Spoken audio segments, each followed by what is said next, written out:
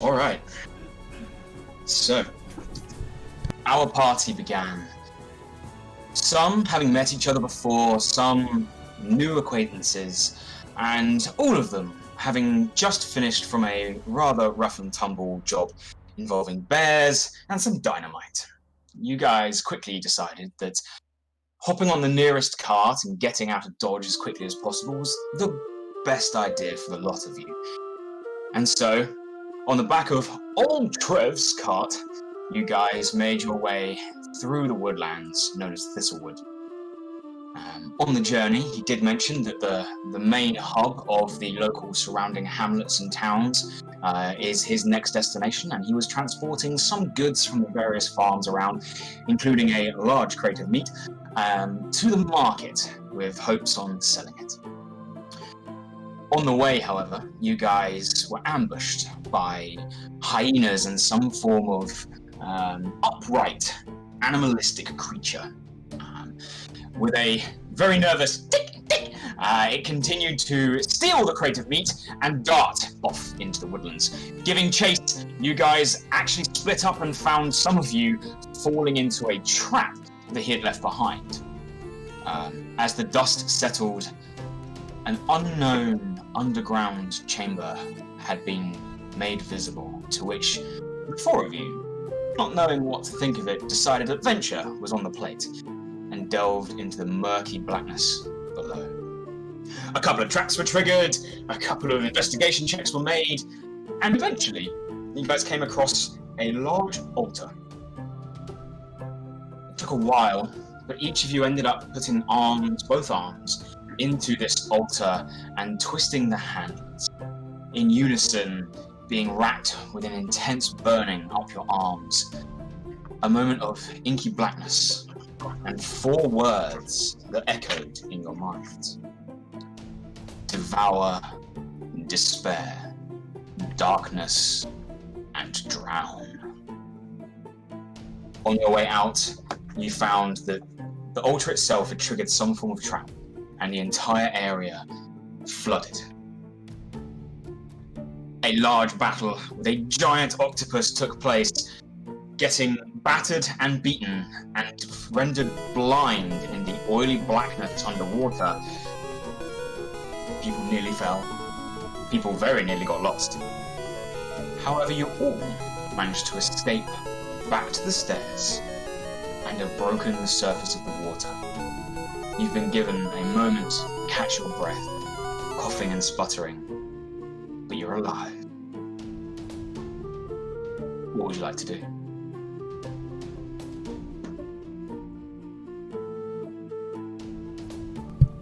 I vote we should get out where we are. Like, Yeah. the nearest bank and get out of this water. Crawl the fuck away. That crate of meat is gone for good. Okay, you guys start ascending the staircase once more, finding yourself soon spotting the faint traces of sunlight that pours through the broken, ramshackled lumber mill that you had found yourself in before all of this happened. The rope is still there, hanging down, and so is the crate of meat. Can I please go over and pick up that meat? I'm indeed. taking it. I'm taking it. It's pretty heavy. It's fine. But It's fine. You managed to pick it up. You struggle a bit, Marle. You're not the strongest of the bunch. Can I make a slight idea? Yes, Sazarac? We're pretty much half beaten. We've nearly drowned. Can we take some meat for ourselves? Just to have like a short rest, just to heal up, restore ourselves, and then take it back to Matey Boy? Or do you think it would just be better to go straight to him? You mean steal from Trevor? I couldn't. Not necessarily steal, but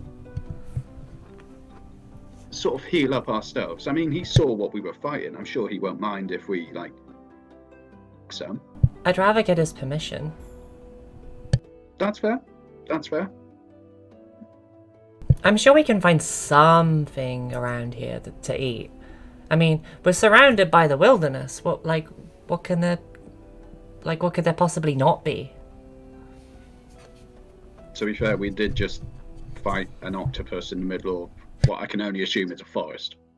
Do you think a short rest by itself would be just enough? Short rest might do good, but it really depends on how long we can rest up for if Trevor's still at the car waiting for us. So, for your reference, guys, a short rest is 1 hour. You may, in that moment, roll your hit dice to see how many hit points you regain. Now, the difference is that you must declare how many dice you're going to use before rolling any. So if you think you can get them all back with 1 dice, go for it. If you want to roll 1, see how you do, and then roll another, you can't. You have to decide how many you're going to use now. I vote long rest over short, and maybe just struggle to where we need to get to. Don't In you long and I rest, all- conversely, is 8 hours. 8. You can count. I'm currently at 16 out of 21, so a 5 on 1d6 would be fine for me. How's everyone else? Aren't we at all exhaustion level 2 and Lang is at exhaustion 3 as well? You are indeed. Which makes things quite problematic. I'm not exhausted. Yeah, okay. Maybe I got Short level rest 1. needed. I have a feeling everyone's got at least 1 level of exhaustion. Yeah, we have Marle and Mamba on exhaustion 2. Sazarac, bless her, on exhaustion 3. And Galad is on exhaustion 1. So at this point, Sazarac is on the verge of passing out. Not quite. You can go up to 6. However, if you hit 6, you die. So you're halfway to death. Okay. Yeah, I vote a short rest for an hour and then go back to Trevor. Okay, I can deal with that. Okay. So, you guys are going to settle down collectively for a short rest. Mm-hmm. Okay.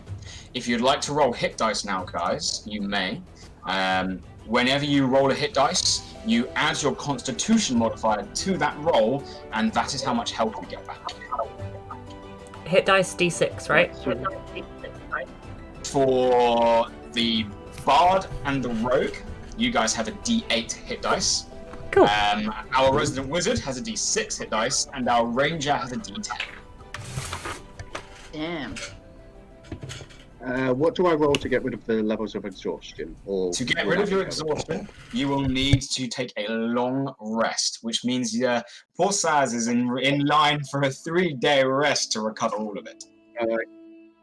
I'll take the D8. Did you say? A D8 for a rogue, yeah. And for remember to use, declare how many dice you would like to use, even if it's just in your own head. Declare how many you would like to use before rolling anything, and add your Constitution modifier per the number of dice rolled. Okay. So if I'm rolling a D8 and my Constitution's +1, it'll be 1 plus whatever I roll, yeah? It'll be 1 plus a D8. If you wish to use 2 dice, it'll be 2 plus 2D8. What was Mamba's again? D10. A D10.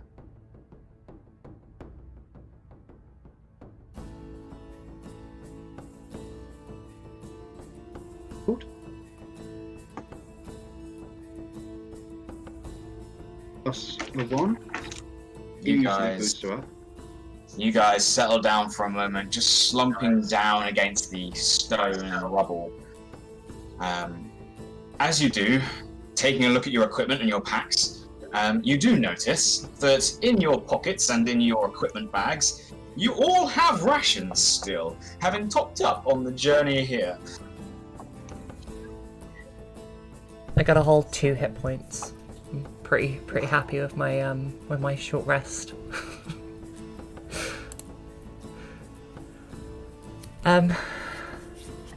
Cook up some rations, I think.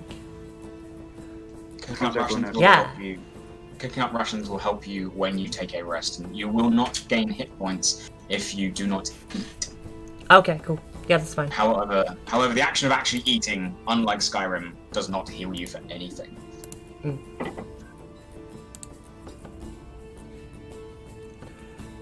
Okay, cool. Alright. Whilst you're resting and whilst you are taking stock and having a moment, you have the opportunity to talk to each other if you wish, or you can continue on and find a way out of this hole.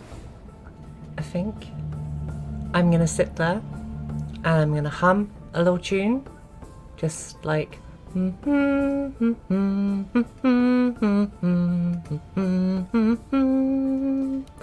Because despite going through all of that, I am still quite cheery. In doing so, you do have an ability called Song of Rest. Oh, So whilst you take a short rest, whilst humming your ditty, you can heal your entire party for 1d6 hit points. I give you all a song of rest with my wonderful hum. Go ahead and roll your dice, Foxy. How many hit points to the party regain? 2. We can't go past higher than what we... You can't go higher than your maximum, though. You all get 2. Alright, I'm fully healed then, apart from Yeah, the same. exhaustion.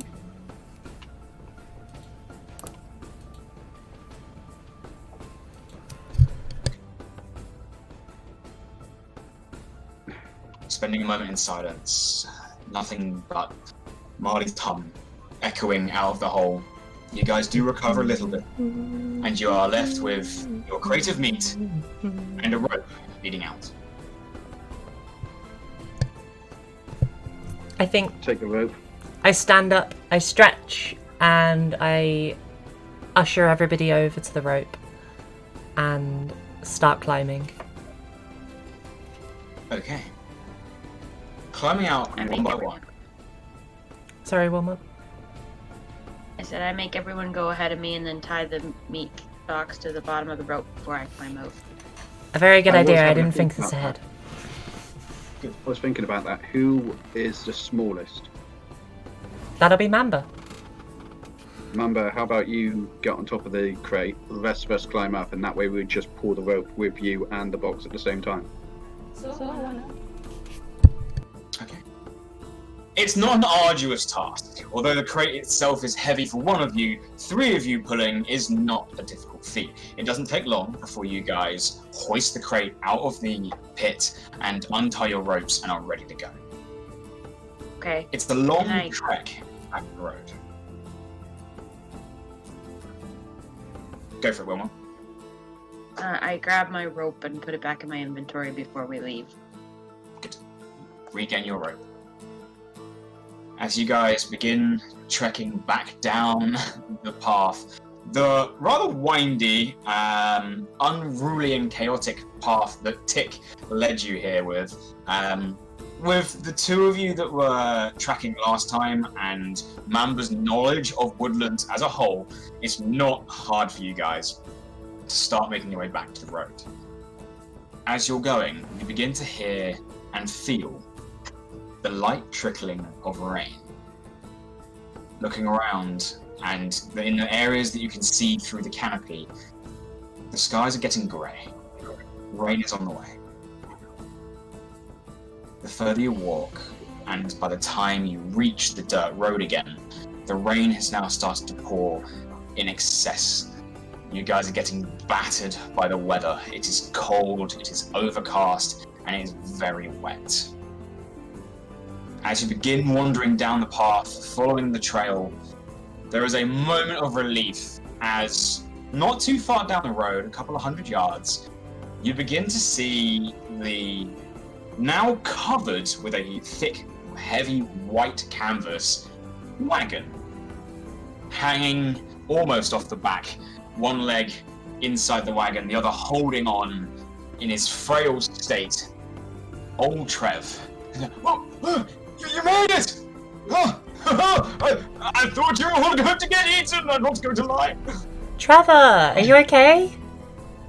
Well, it's much better now, seeing you've all returned to... Is that my meat crate? It is your meat. We saved it. You are all heroes in my book. Now, come on in. Let's get out of the rain. Thank you, thank you, thank you, thank you. Who's getting in the cart and who's staying outside? I'm gonna get in the I'm car. staying in the car. Okay. I'm walking beside it. Okay. As one by one, you all climb into the car, barring Galad. You guys settle down once more, absolutely drenched. Galad, you're continuing to let the rain just batter against you as you continue walking. You throw your hood up on your traveler's cloak as you continue walking down. It's a long trek. About an hour goes by without seeing the end of the forest. And as you do, old Trev sort of leans over and he sees that Galad is still walking side by side. And you sure you don't want to just hop on in? I'm sure we can manage. That's okay, Trevor. I don't feel like it.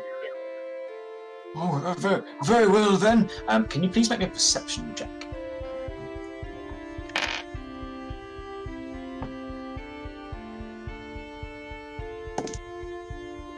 Well, 12. You see nothing in the sides of the woods and the tree line as you continue down this dirt path.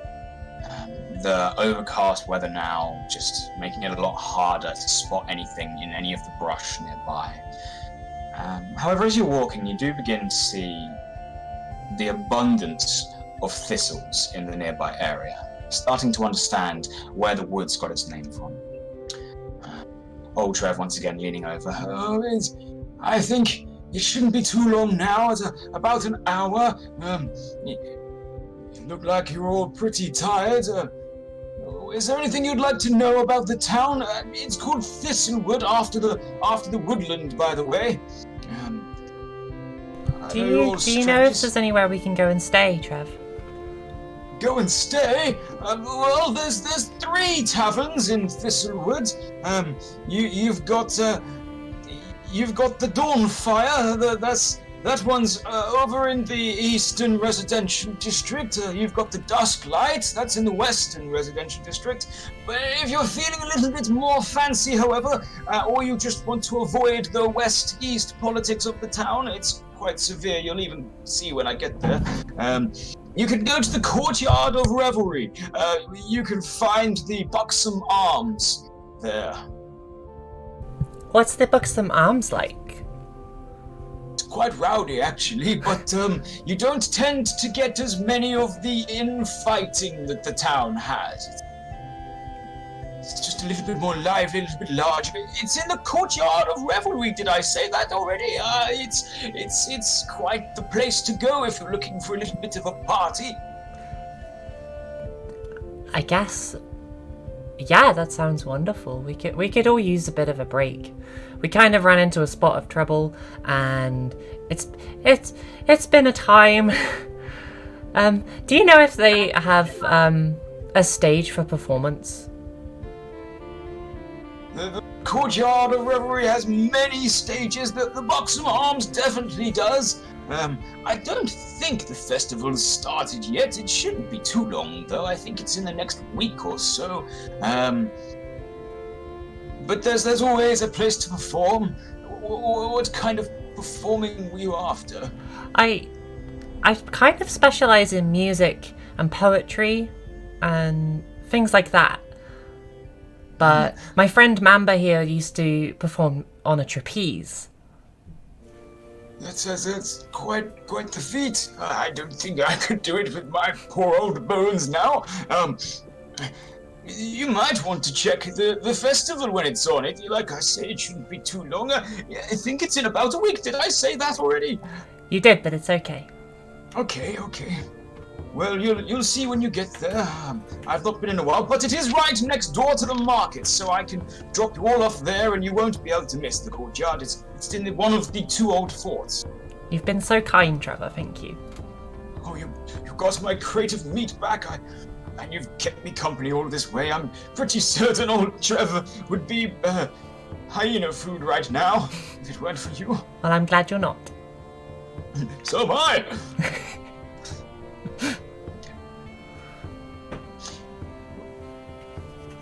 Would any of you others like to do something on this journey?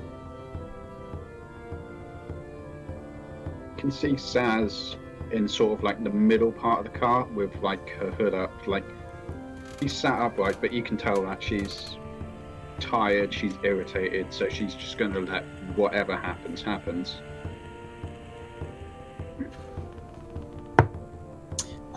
Galad, Mamba. Is there anything you'd like to do on this walk? We'll just sit and have with a drink and chill.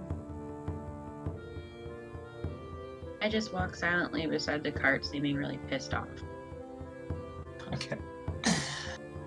Broken and battered as you continue, some resting, some walking. You guys spend about another hour traveling before the edge of the tree line begins to clear, and you begin to see small puffs of smoke in the distance. A couple of dancing, flickering lights of a town. Not large, and yet surprisingly has two small forts, very close together and almost identical.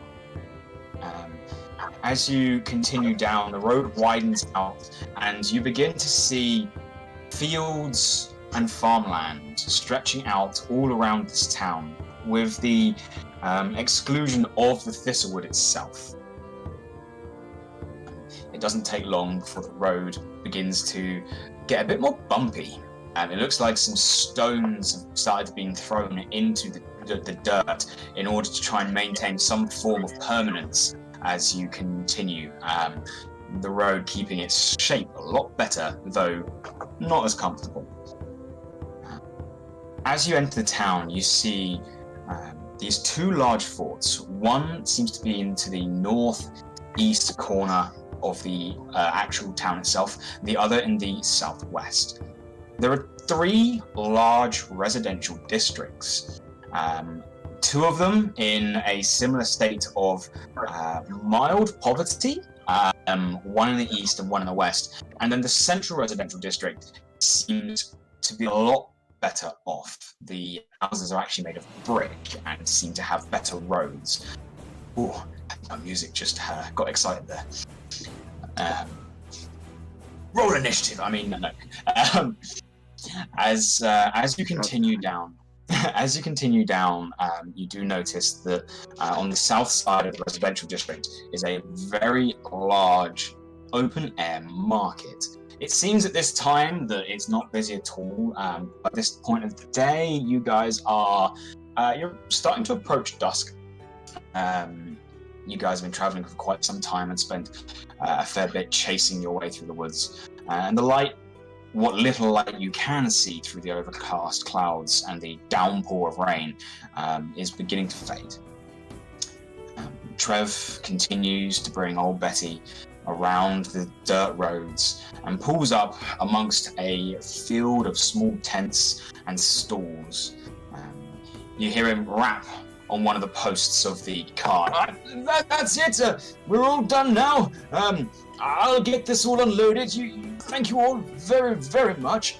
This little fort here, I say little, it's quite big. This one in the southwest. This is the courtyard of revelry. Just don't mind the guards, and if whatever you do, don't get too rowdy. You'll probably get yourself in some trouble. That's absolutely wonderful. Thank you so much for everything, Trev. You're most welcome. Where do you plan on going? I'm going to set up market, get everything ready, and get some sleep myself. I think I'll be selling wares here in the morning and talking to some of the other farmers to see what trade needs to be done. That sounds lovely. Well, very good. Now go enjoy yourselves, all of you. I wish you all the best. Good. Okay. You guys are in town. You've been given some directions, but what would you like to do now?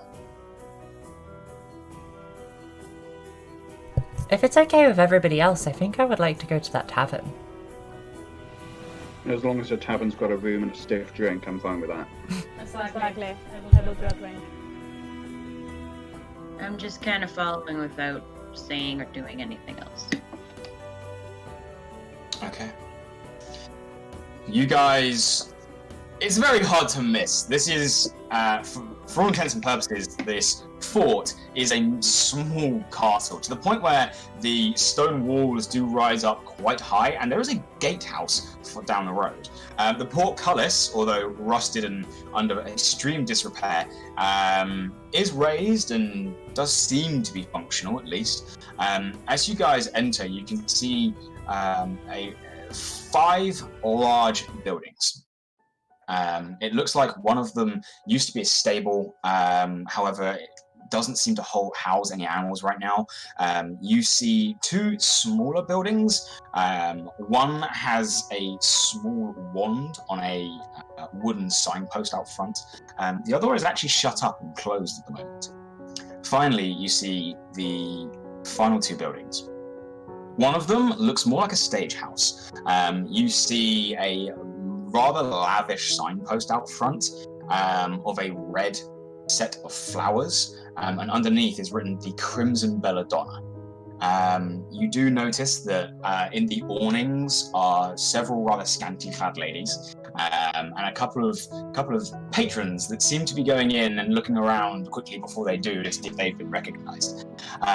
The largest building, however, covers the entire corner of the fort. This is a large 3-story building with a set of saloon doors to the front, a signpost at the front of a rather buxom woman holding 2 pints across her chest.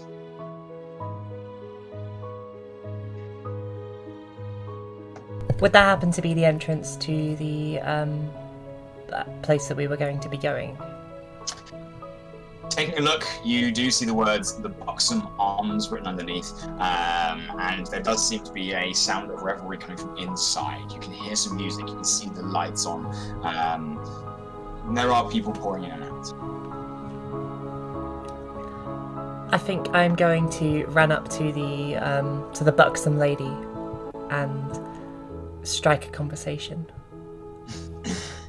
Running up, just to make sure, are you going to the scantily clad ladies outside the Crimson Belladonna, or are you going to have a chat with the signpost that is a picture of a buxom lady holding alcohol? I completely misread that. That's what you get for trying to skip music. My perception is dreadful. It's like a, -5. The rain made it difficult as you run on over.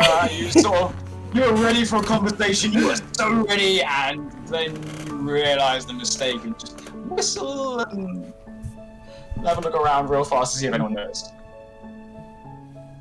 Nobody noticed, right? Good. Cool. Again, completely oblivious, just walking in one direction. In that case, I would just like to enter this establishment and see what's going on, what it looks like and stuff. Okay. The rest of you joining? I immediately enter the bar and go sit at the bar to order drinks for me and my rabbit. Okay, Mamba? I will guard with Marle, just in case. She needs a babysitter. Alright. And as you're just following the crowd at this point, you're exhausted, you're just looking for a place to rest. So as you guys push through the saloon doors, you are met with an exceptionally rowdy atmosphere. There are tables scattered around, upturned barrels for people to sit on. There is a huge bar with several members of staff. Can all of you make a perception check as you enter? Okay.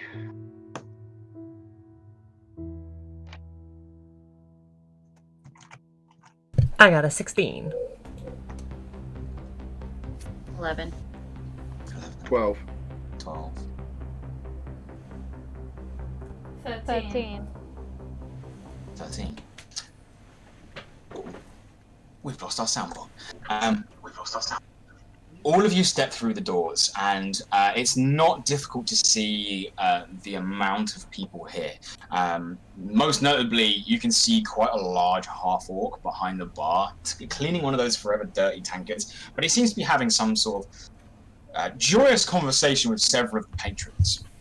Marle, you got a 16.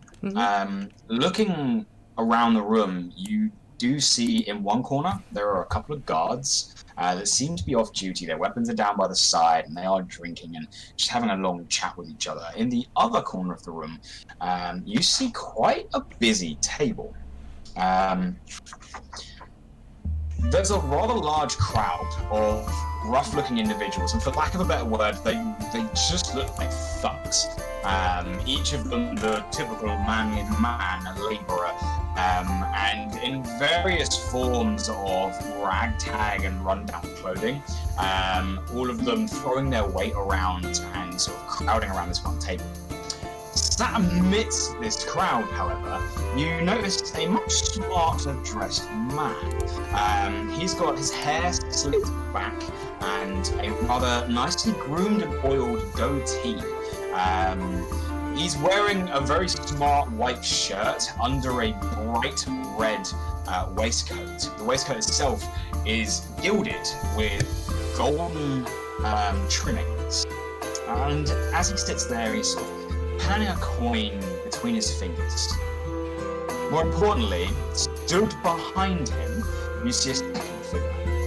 This one towers above everyone else in the room, easily about 7.5 feet to 8 feet tall. You see that they've got this rather big black cloak over the top of them, which is covering over what they're wearing. However, there's a bulk to their shoulders, which goes further down. You've seen people holding their arms over their chest before, but this seems to be much more bulky than that. It's quite easy to see the level of muscle this individual has. However, what you can see, and what is visible, is her face. She's got quite a sharp jaw, and she's got those eyes that scan the room.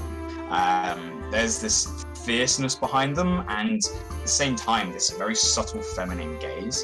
Her skin is exceedingly heavily sun-kissed, like they've been outdoors for an exceedingly long period of time. And they've got these shaved sides and very thick black dreadlocks that pull all the way down the back and into a ponytail. And they seem to just be watching the room. The rest of you are currently heading over to get seats at the bar. It's quite busy. Some of you have to just push your way in, but there seems to be a fairly good atmosphere here at the moment. I think I'd like to go and find whoever runs this place. Okay.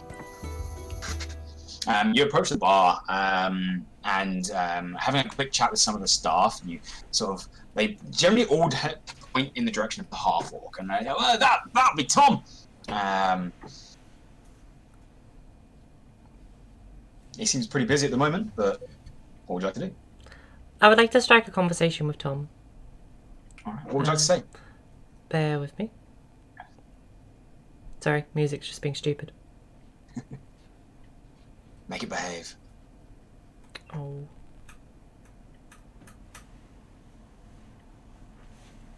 Marle, are you going to want a babysitter, or do you want the rest of us to find a table or a drink? You can kind of come and babysit me if you like, but okay, so this man's name is Tom, right? Mm-hmm. Okay. Hi, Tom. Hey. I am a part of a group of adventurers who are a little bit tired, and I was wondering if in exchange for some kind of performance, that we could get some kind of lodgings. What kind of performance have we got? I mean, I'm very skilled with a lute and very skilled with a drum. A musical performance? Mm-hmm. And you're going to play both at the same time? Oh, I've got to see this. I wish I had that many arms, sir. Oh, all right. Well, a performance is a performance. Tell you what, I will. How many of you are there? How many what, sorry? How many of you are there? Well, there's 4 of us adventurers. I'm the performer.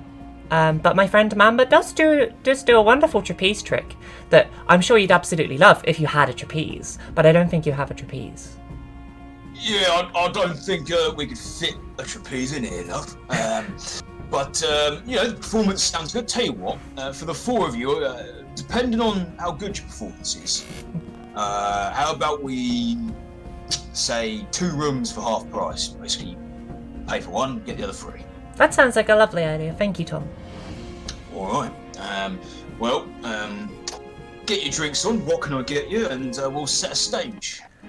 I would absolutely love a flagon of cider if you have some. And oh gosh. If you have any kind of stew, I would absolutely die. I would love that so much. Food and a cider. Is that same for all of you? He sort of starts pointing you out. I'm not sure. Is that the same for everybody? I would like Preferably yes. a stew, please. I just want So a that fun was- one. Oh, what? Beer. A beer. Beer. Yeah, we can get you one. I'm sure it'll all be fine. Oi, you ever heard of a Budweiser? Nah, don't think so. Elves, mate. Elves. Fun. Weird. Okay. It doesn't take long. He starts handing out orders to the rest of his staff and gets behind the bar and starts pulling some pumps and shouts down to the kitchen, "Oi! 3 stews!" Starts getting there. He turns back as he starts to place things on the bar top in front of you. Well, that'll be for the 4 of you, 4 drinks, 3 meals, 5 silver pieces. That's totally fine. Thank you very Alright. much. Very good. How long would you like to stay in the rooms? Is it priced per night? It is, yeah. Okay. How long do we think per we week need? if you want, but Let's do a week. I think a week The is way a I'm really feeling, good I could idea. sleep for. Mm. I could sleep for days. a week. Oh, staying in town long then? Take Well- it as it comes. We've heard something about this wonderful festival, and if we're still around for then, I would love to see at least a day of it. Right, the Harvest Festival. Oh, They should be good. Yeah, they tend to get a lot of festivities underway. I mean, they're going to start putting out all of the different stands in the courtyard soon. It's always good for business here, as you can imagine. Let's have a look here. Discount 1 for 2, 7 days. Let's have a look at some math. This is the part that I suck at. I mean, part that Tom sucks at. Well, that'd be 3 gold and 5 silver pieces, depending on the performance. okay. That's totally okay with me. All right. Well, enjoy your food and enjoy your drink, and we'll get the stage set later.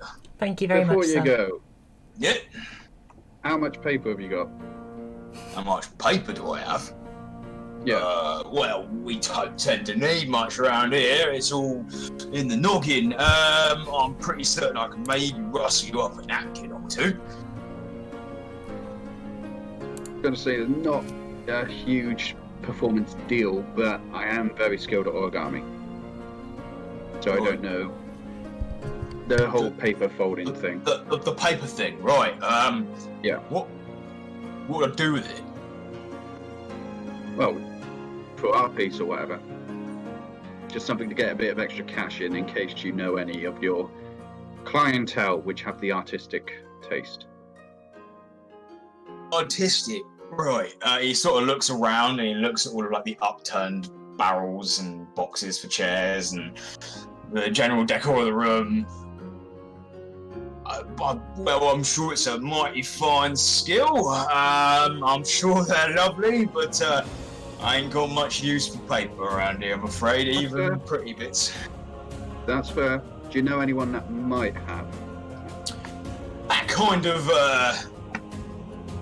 of thing, that little arty kind of thing, might be appreciated by some of the richer folk. They tend to have a bit of a better eye. Other than that, maybe you could hand them out to some of the kids around the streets. They might be able to take them as trinkets, get some favours. Find yourself a bit of the lay around town. Alright, much appreciated. You're welcome. You said your name was Tom, right? Tom, yeah. Do you have anywhere that I could practice throwing daggers, like a dartboard, for instance? Throwing daggers. Well, I'm pretty certain we've got a dartboard around here somewhere. Someone threw an axe at it last week. It wasn't great. I had to replace some of the court. Yeah, over there in the corner. Just please don't hit anyone. I cannot deal with that. As I said, I've got no paper. It makes paperwork an absolute nightmare. But Okay, just I transform my... eyebrows to the word paperwork. Go ahead, Wilma. I transform my staff into a dagger and throw it at the wall as hard as I can. Just from the bar. Where you gonna? Yeah. Because I'm frustrated. Looking around, you see the dartboard across the room. You see the busy atmosphere. Make me an attack roll. Attack. Make me an attack roll. Let's see how accurate we are in this busy room. Nat 20. When it That's doesn't cool. count. You transform your stuff. You sort of tap your stuff against the floor and you whisper the words of the command word into your stave. And everyone else, you just watch as her staff just shrinks down, bends and twists, and grows into this metallic, small dagger.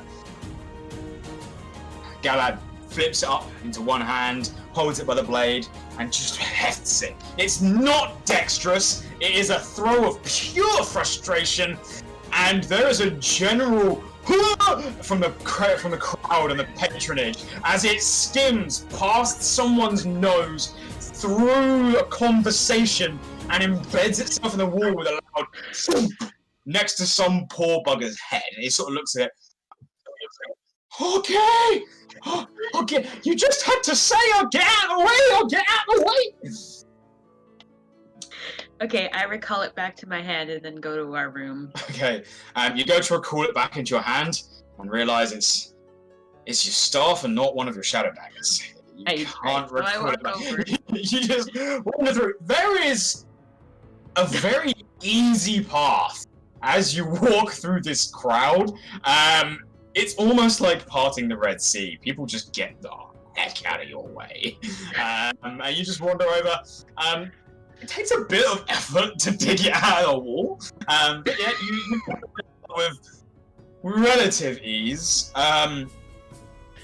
Everyone's passive perceptions. As you do so, Saz and Galad, you do notice that the individual in the corner at the busy table, the smartly dressed man, pays quite a large amount of attention to this display.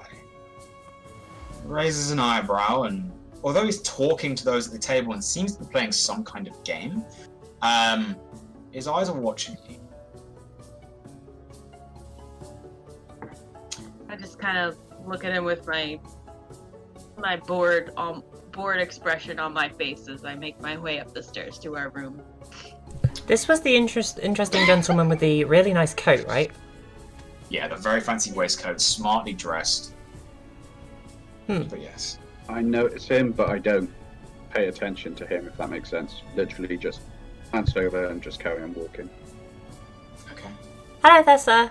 Are you having a nice night? You just shout in this from your bar. Yep. Away. You start shouting out, and then you just feel this hand on your shoulder as Saz tries to drag you away. Oh. gentleman seems to watch. He returns to his game shortly after. It seems that it's getting a little bit more rowdy as he picks up a set of cards, smirks, and just throws them down.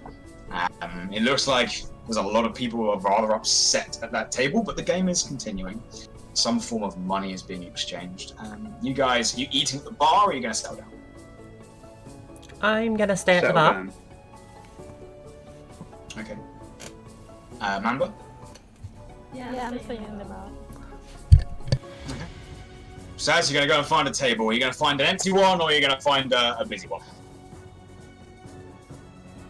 I'll take an empty one. Alright, you wander over. Plan You, is just to eat dinner and then head to bed. Alright, you sit down. You sit down with your drink and your meal, and you just quietly tuck away at it. Mamba and Marle, both at the bar, sat together,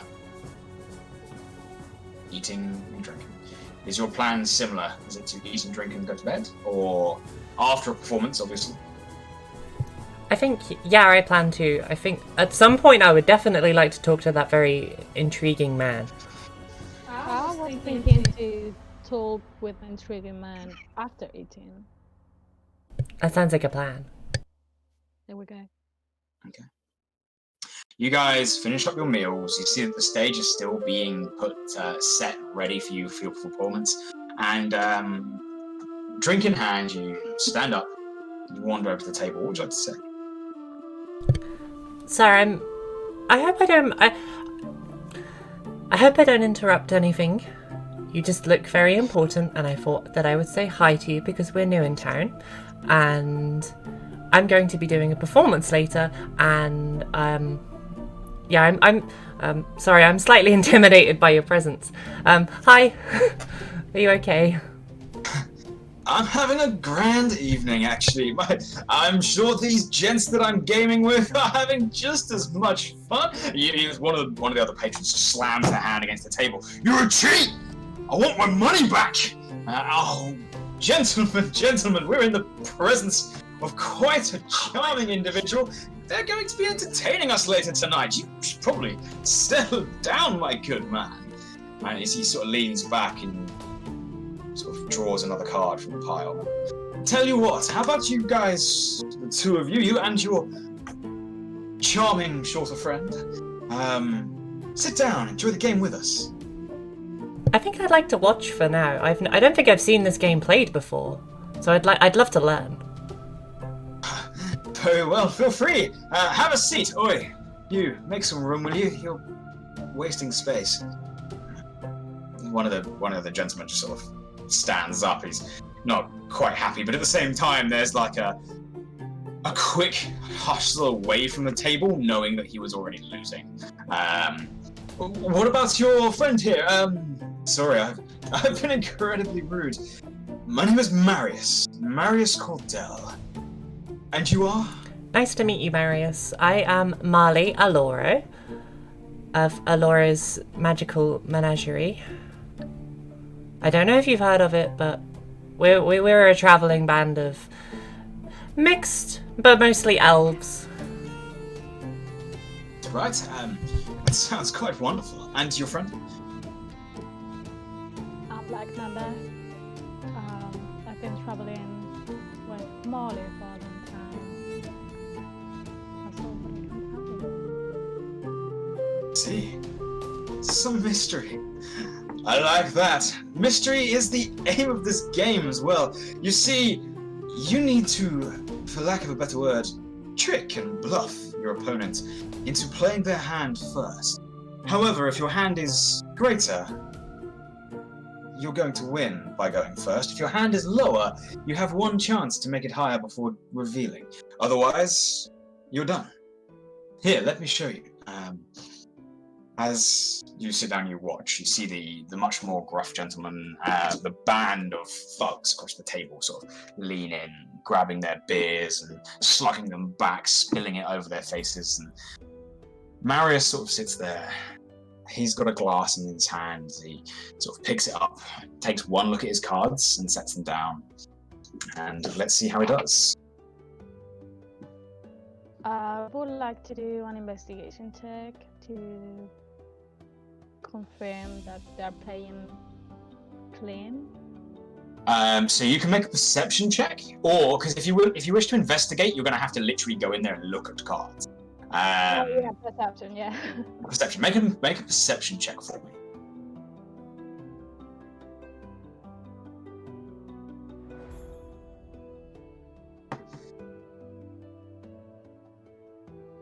$22. 22. You take a look and you survey the game. It doesn't look like he's cheating. He doesn't seem to slide any cards out from under his hand. He doesn't seem to shift any from a hidden pocket. And as he's playing, he just keeps this smirk on his face the entire time as he just stares down the others. You see one of the other patrons of the game sort of smirk and grin. Oh, I've got you. He flips over a pair of kings. Marius sort of leans back. Oh, it's such a shame. We were doing so well. But you haven't learned, have you? And he flips over a king and an ace. Pot's mine. Pay up. There's a bit of an outroar at the table. One of the drinks is just thrown from the woodwork as the man sort of stands up on the desk. You're a cheat. I'm gonna catch you sooner or later. Another game. These two are joining. Spread the cards out. Or did you bring them over here as some sort of ploy? Marius sort of turns to look at you. Would you mind?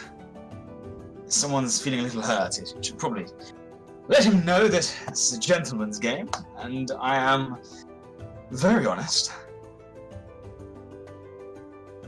Okay. I'm down for a game. And you, little one? I'm gonna watch. He sort of gives the other gentleman a look, and there's a scowl, but some level of acceptance. Very well. Here, game's easy. Draw 2 cards from the pile and see if you can outsmart your opponent. I would like you to roll me a d20, and if you wish to cheat, add your sleight of hand ability. If you'd like to play it fair, add your charisma at a flat level. And your charisma modifier. I am playing fair, and I have a 19. Looking around the table, it seems that there's quite a few happy faces. One very unhappy face who just looks like he's ready to give up already. Well, time to wager. You seem to have some fairly good cards. You're sat there on a jack and a queen. How much are you putting in the pot? I will wager 5 gold. 5 gold pieces. I'll match that. You see Marius also putting 5. The rest of the table, being like a mixture of farmers and laborers, looks at 5 gold like it's the richest person on earth. You're kidding, right? Lads, come on, like maybe we chip in. I've got them this time. I've got them. Together, they do scrape 5 gold. It's like this group of lads essentially just pour all of their coppers and silvers together to form the pot, and they just sort of slide it across the table. As you're watching, Mamba, make me a perception check.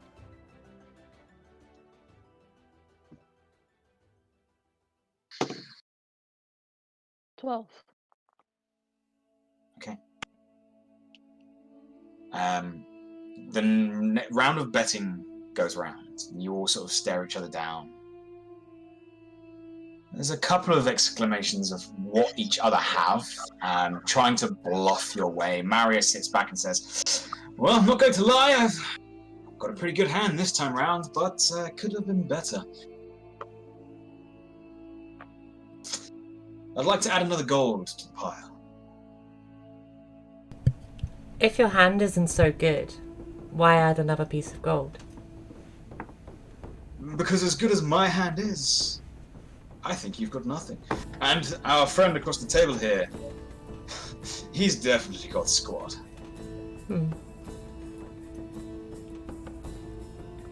I don't believe you. I think your hand is very good. But I will match your gold. I like it. A game's a game. I am very fond of games. How about you? I mean, a lot of you, and there's a bunch of grumbles. That's fine. I'll match your gold. Slams another handful of silvers and coppers on the table. Alright. Roll one more d20, and you may now, again, either add your charisma or your sleight of hand if you wish to cheat. You technically got the highest roll last time, so you get advantage this time. Okay. Where's it gone? Piss. Either your sleight of hand or your charisma modifier. 15. 15. You draw both your cards and slam them down on the table. Pair of pitches. Marius sort of looks. Damn. As he pulls out a 2 and an ace, and doesn't seem to have matched you. He then reaches to the deck of cards and gets one chance to try and beat you, and fails. He draws a 3 and does not manage to match your score. The gentleman across from you, however, with his band, smirks, pushes his hand over the table with his cards, and flips them over for a pair of king. Thank you all very, very much! Lads, drinks are gonna be on me! Sort of slaps his hands together. And it's at this point that you, having not seen any cheating going on, Mamba, what you do notice is that the very large woman that was stood behind Marius sort of has worked her way around to the group, and she sort of unties her cloak and rests a very muscular arm on the shoulder of the man sat down. And as the cloak falls, she then extends her other arm to grab one of the other patrons. And you watch as she has another pair of arms, each as muscular as the first set.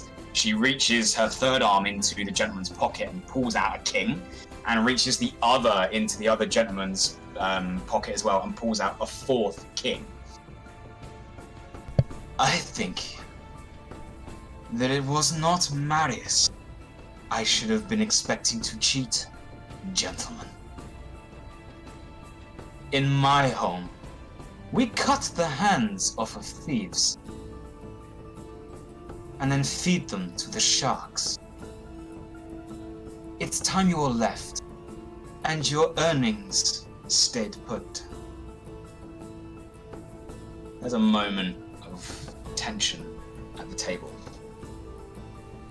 This woman now, out of her cloak, is very well toned, very muscular. She's wearing this heavy leather harness in the place of clothing, keeping her decent, but each area has sort of buckles and D-rings designed to strap excess weaponry to. Daggers, knives, bolts, arrows.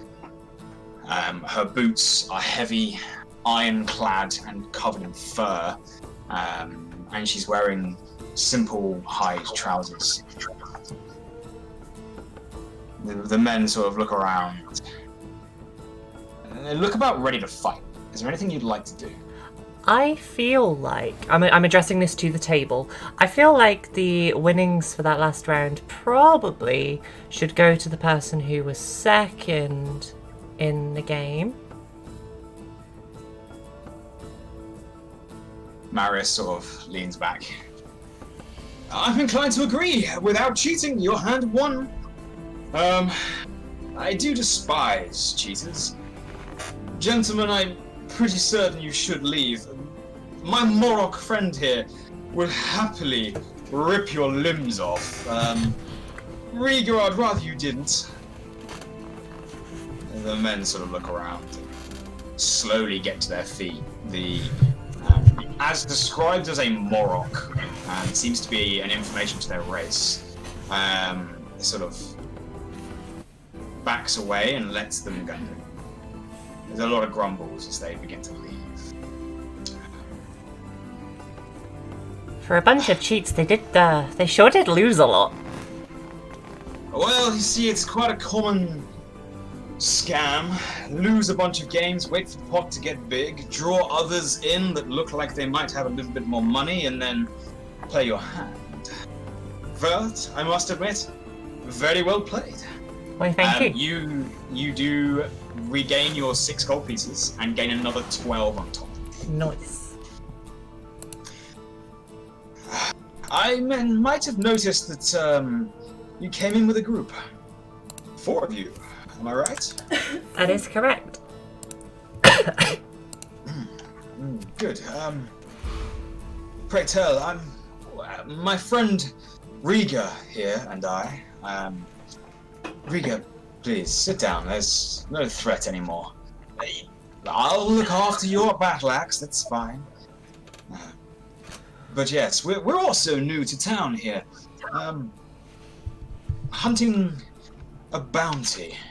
What brings your band? Well, we met a lovely fellow called Trevor. We helped him with his meat. We attacked an octopus. That was very hard.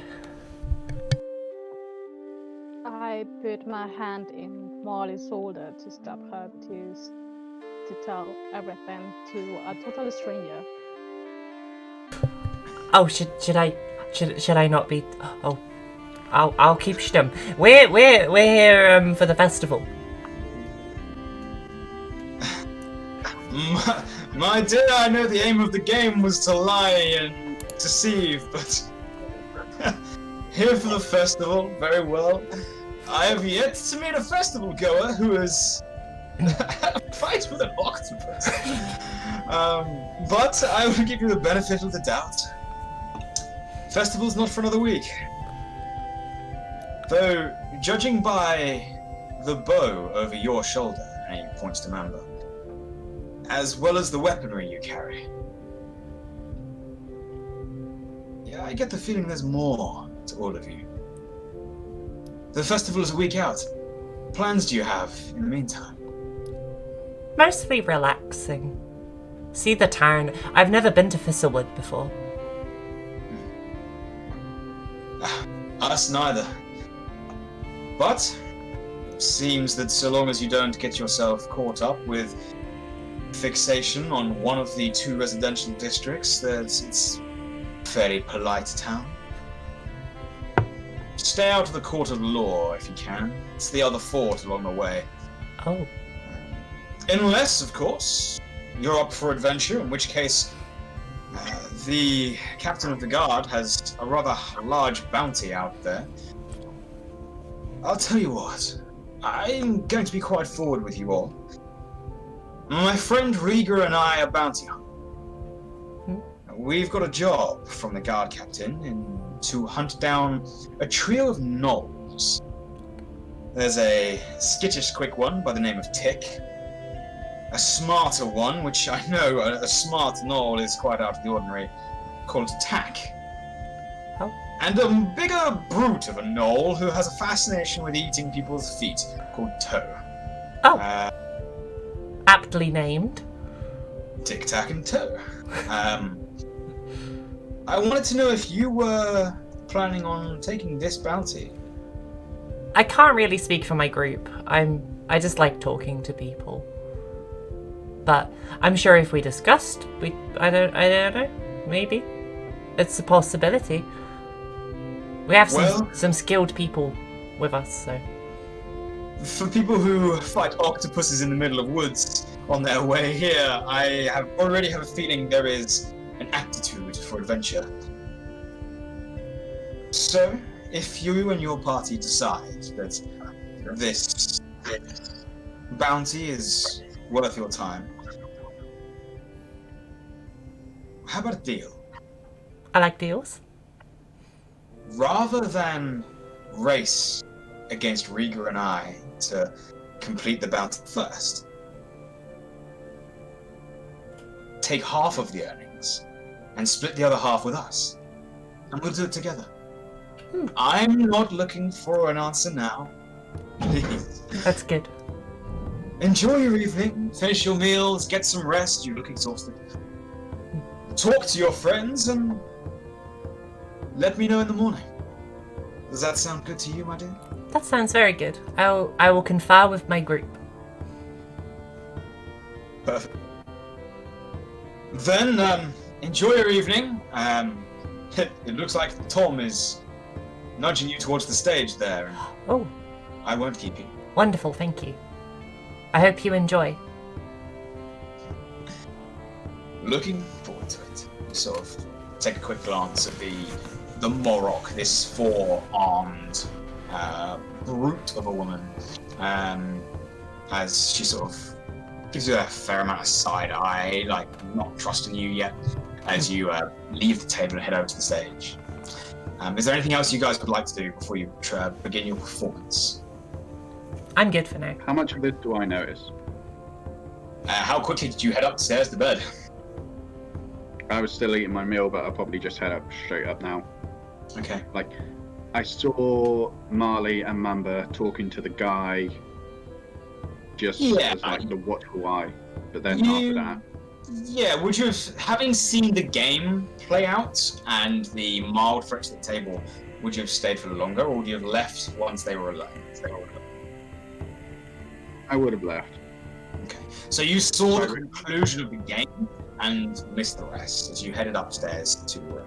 Are you going to take the second room, or are you going to go into the first room with Gareth? I'll go for the first room. Okay. You guys are in the same room. Is there anything else? You open the door, and in tears, you see your new companion.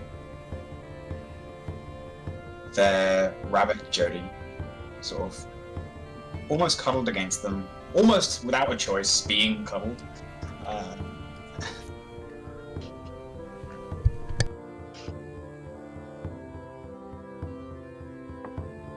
Saz is just silently debating the option of should she take the second room now, but Hey. doesn't want to be emotionally blackmailed, so begrudgingly she asks what's wrong. I just look at her and say, just take the bed. She asks no more questions and heads to bed. Okay. You settle down, Galad, in your sadness. Jodie does sort of offer a nudge of encouragement and companionship. You begin to hear music downstairs. Familiar music. You've heard it on the car, you've heard it in town before. Are you heading to bed as well? After a moment? No, I think I'm gonna walk downstairs to watch the performance, but I'm gonna like sit on the stairs out of everyone else's view. Okay. You sit at the stairs. There's every now and again someone wanders past you, heading to their room in various states of drunken revelry. It seems that no one's really paying too much of a mind, and you're not too much of a bother. At this point, Marle, make me a performance check. Mamba, is there anything that you would like to try and do to help?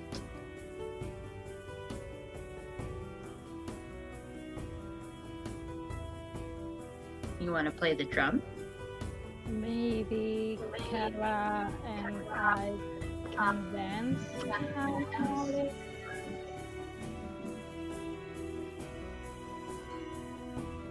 I got an 18. Okay. Mamba, what was that story? You'd like to try and... Would like to dance with Kara behind Marle. Okay. Either make a performance check of your own, or give advantage to Marle. If I give her advantage, that means she... Gets to roll again and pick her highest.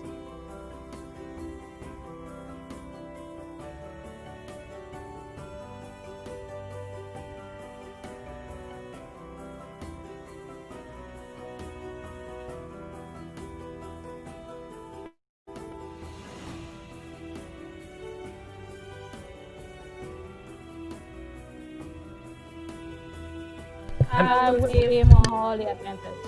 Roll it again, see if you get any higher.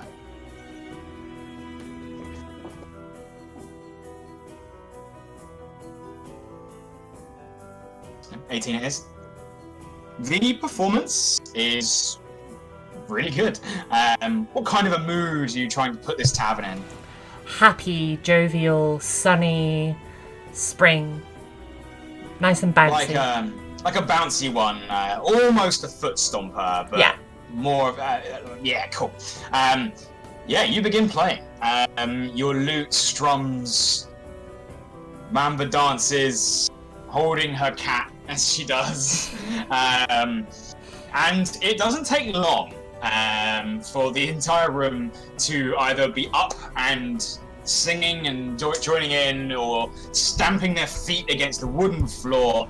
You even look across as there are smiles of approval from Marius. Not so much Riga. Riga seems to still have a very stern look on her face, as she's still eyeing up potential threats in the room.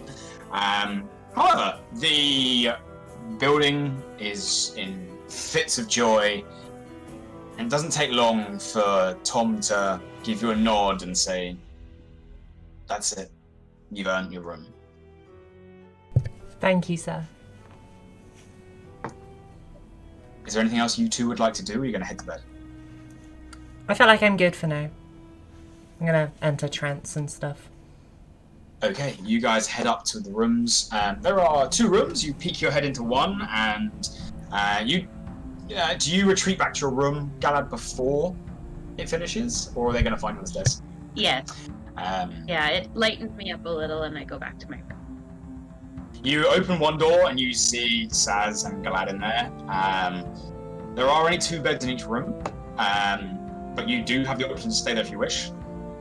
The other room is free and has 2 beds. What would you like to do?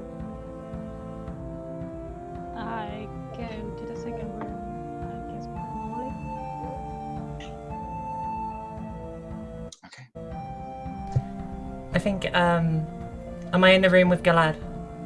At the moment, you're at the door. You're looking. Galad's in there. Saz is in there. Saz is fast asleep. Galad is getting there. Okay, I'll go to the empty room. So 2 people in each room. You guys settle down. The wind and rain is battering against the frosted pane glass of each room. But sleep or a trance for those elves in the party does come. The night is restful, peaceful. For everyone except Mamba. Mamba, as you're dreaming of the circus, the family that took you in. You dream of waking up and seeing Marle standing in the doorway of her caravan. As you approach, ready to say hello and greet them once again for the first time,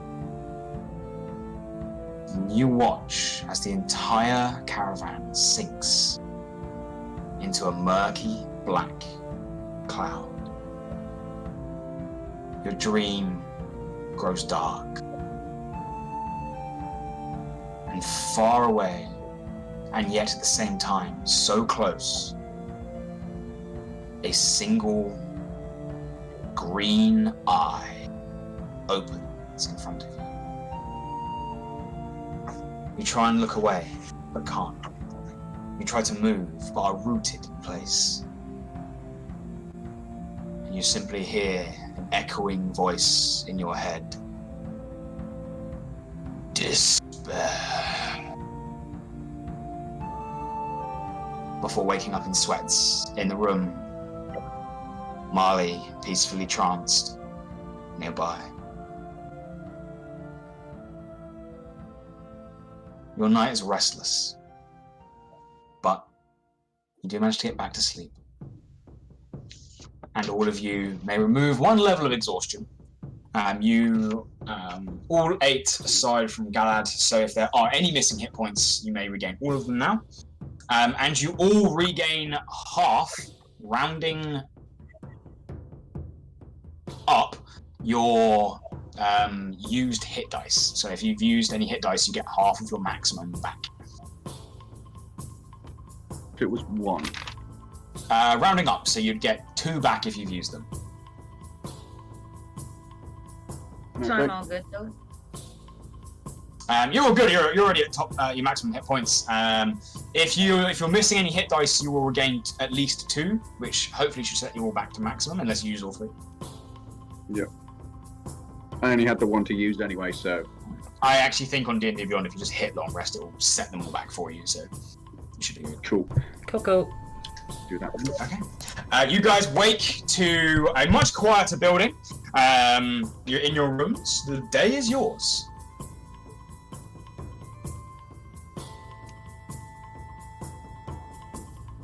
I think I'd like to find an empty table and just sit there for a while.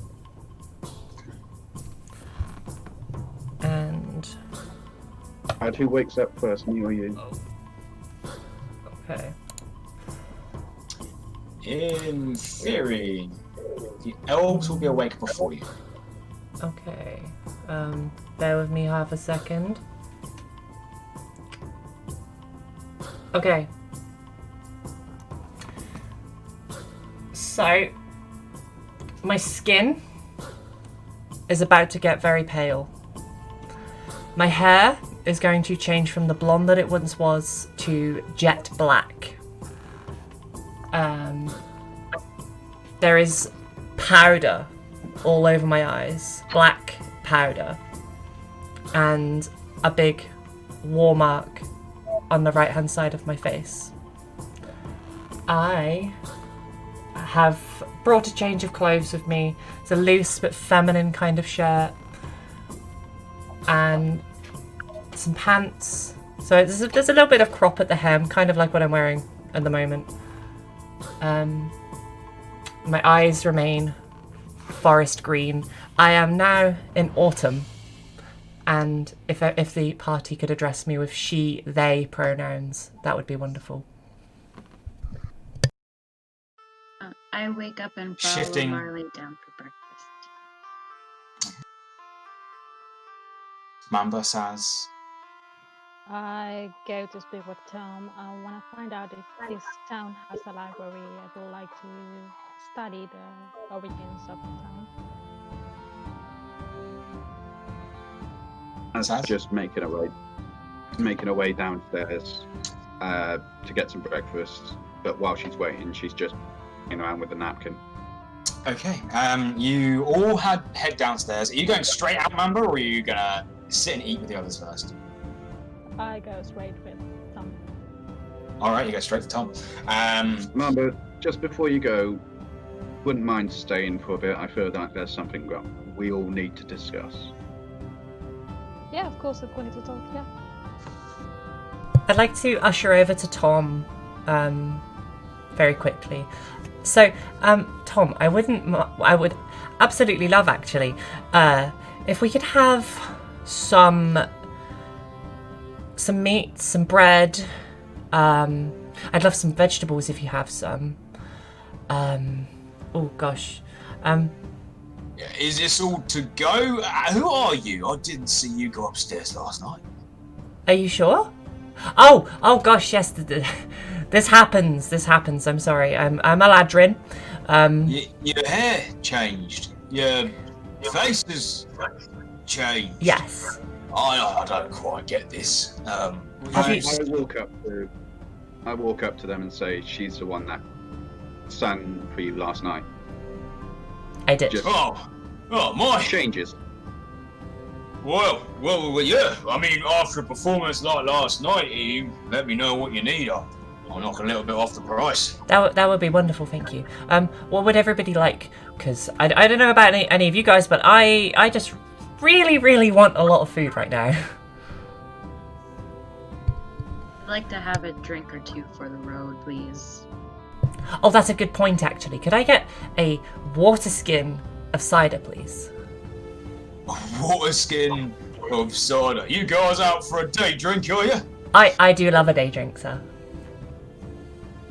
All You know right. what How an many water skins? I'm An sorry. elven what? An Alvin special, do you know what that is? Can you make me one? Oh, you could try. We don't have much here. We're just a little farming town. Don't get many elves here, apart from the mayor, Pritt. I mean, he's lovely. Do we not like the mayor, Tom? Oh, he got his henchmen down here to try and raise a health inspection. Completely unfounded. Nothing wrong with my establishment. Oh, I love your establishment. It's wonderful. Exactly, it's just got personality. It does. Those beds were great. Oh, well, we do like to plump the pillows. There's an extra one in it for you every night. Much better than those other districts. I don't like to take care of their patrons like Tom. I can't say I've heard very many nice things about them. So I'm glad we're here. Good. That's Um, just Yes, Jodie definitely enjoyed her time. as its eye twitches to the form of a bad mayor that sort of lets it pass. Well, I'll get some breakfast for all of you, some for the rabbit, and I'll see what I can rustle up for the cat as well, their little one. Let's say, all in all, 5 silvers for the whole lot. Sounds good to me. Thank you. Brill. In that case, have a seat, enjoy each other's company, and I'll bring it over to you. If you've got any questions, I can answer it then. That sounds wonderful. He sort of ushers you over to a table. It's not hard to find one now, it's a lot quieter here.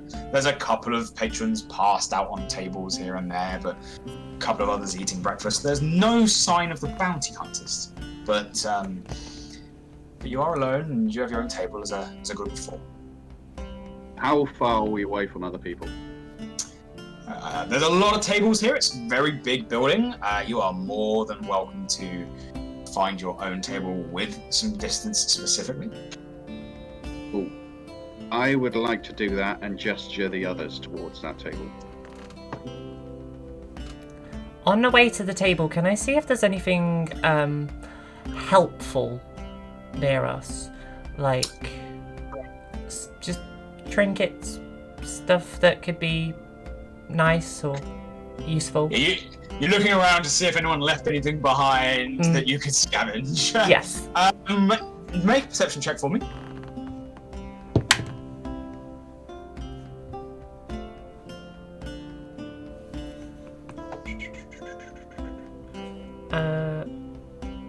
If a dot's at the top on a 6, like. The dot is at the bottom, Oh, okay. Cool. so like a 6 or a 9. That is a 12 then. Okay.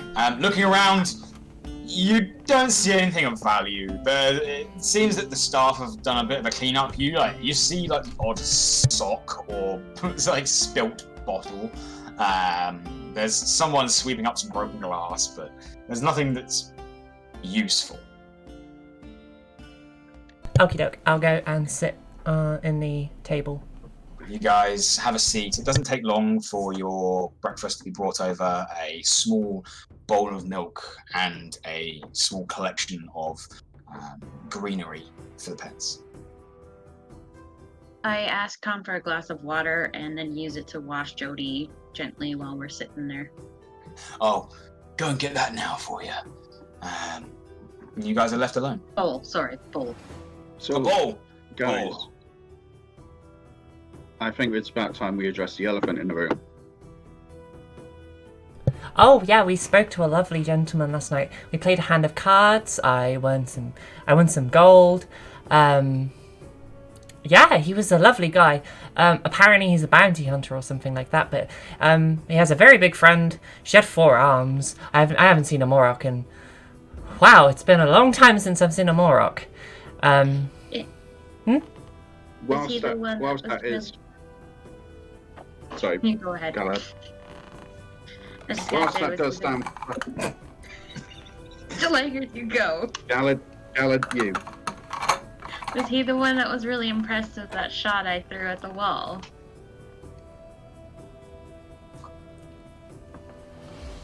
I'm not sure.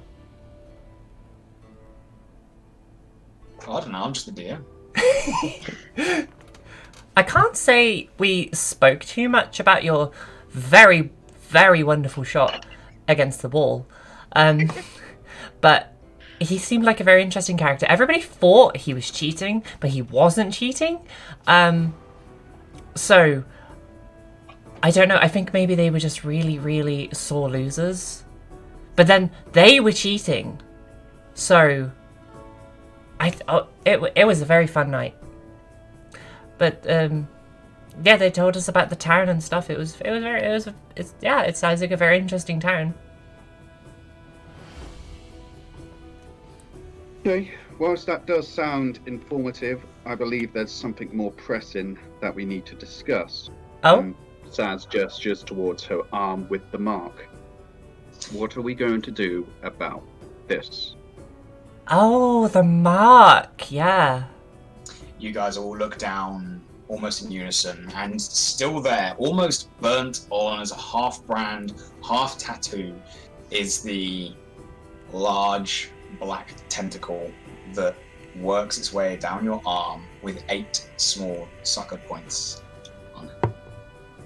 Now, as much as I don't know anything about this, I highly doubt any of us have the rest of the knowledge built up for this.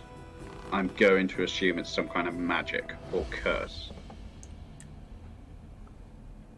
So if anyone has any ideas how to get this off me, I'd be much appreciated. Perhaps some kind of cleansing ritual. I'm sorry, Galad.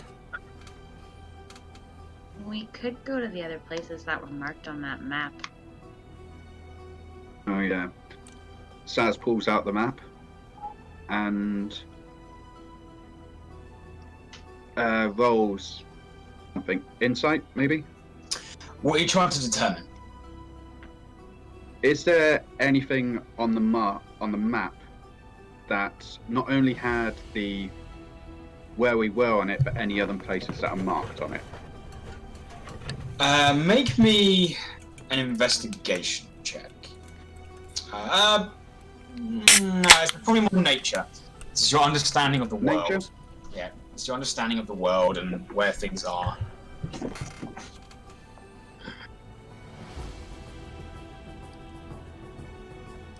I didn't catch that, Linus. 14. 14.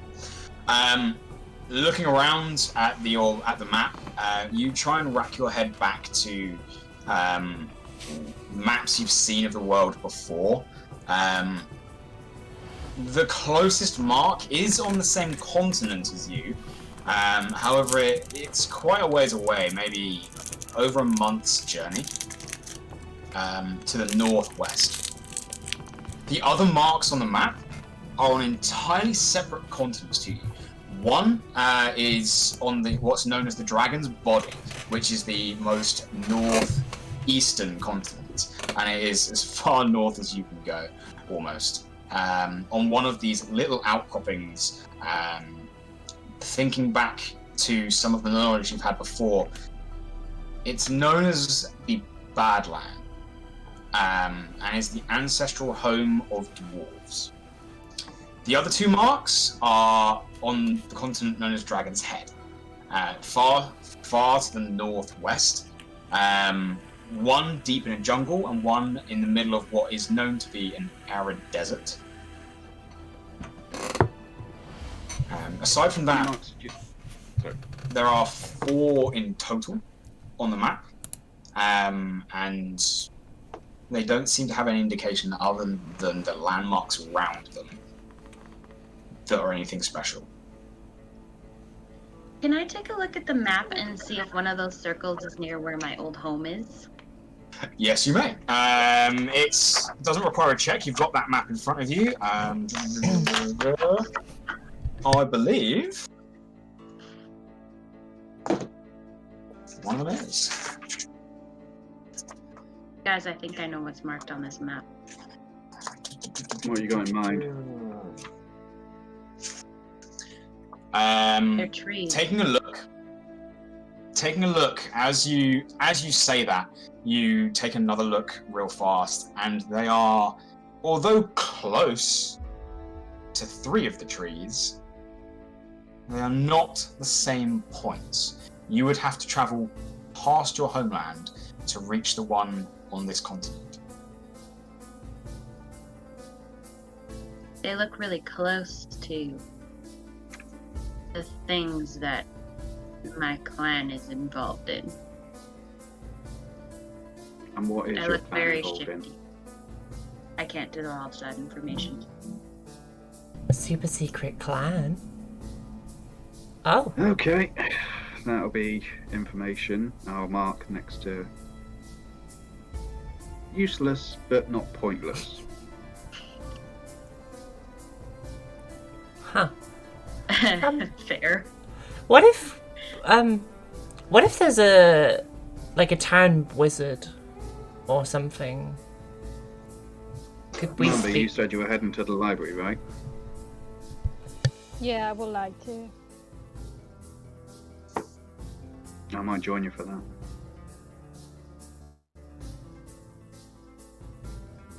I feel like I want to go and make I want to go see if there's a town wizard or somebody that runs a shop that I can make friends with. Are you going to want the copy of the map then? That would be wonderful, thank you.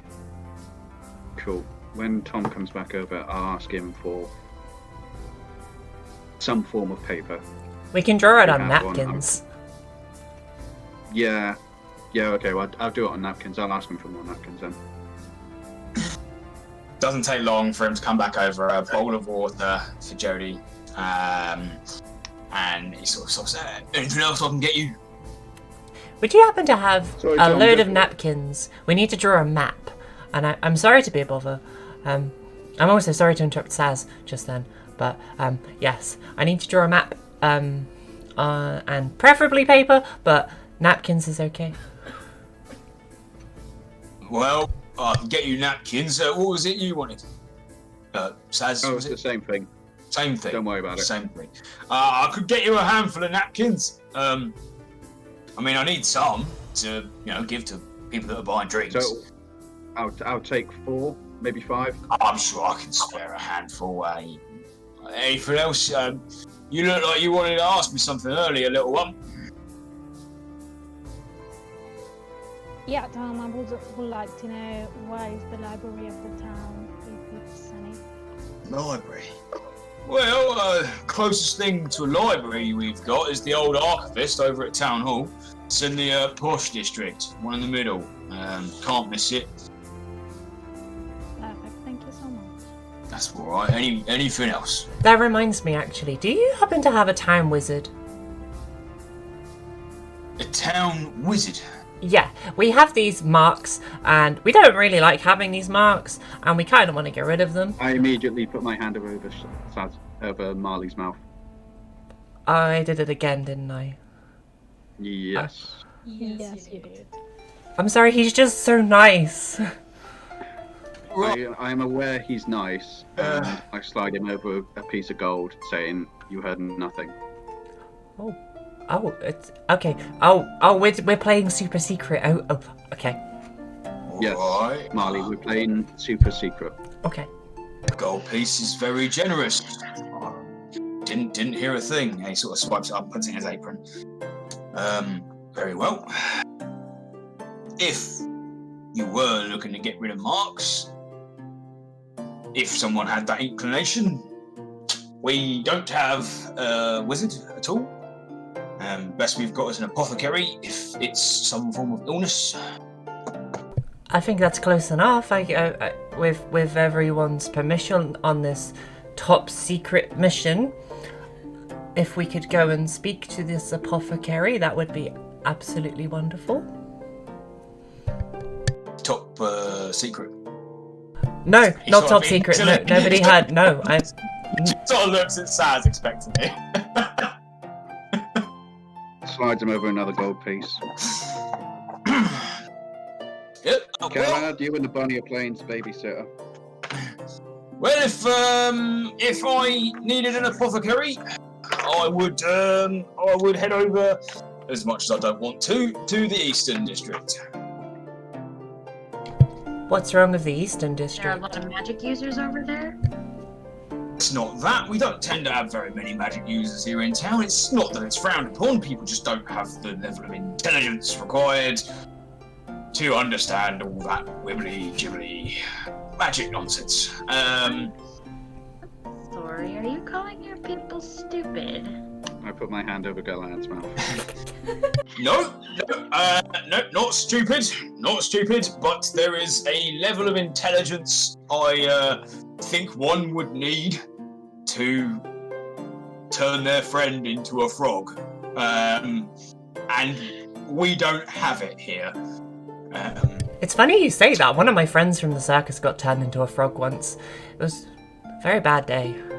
That does sound a bit like a bit of a horrible situation to be in. Did they get better?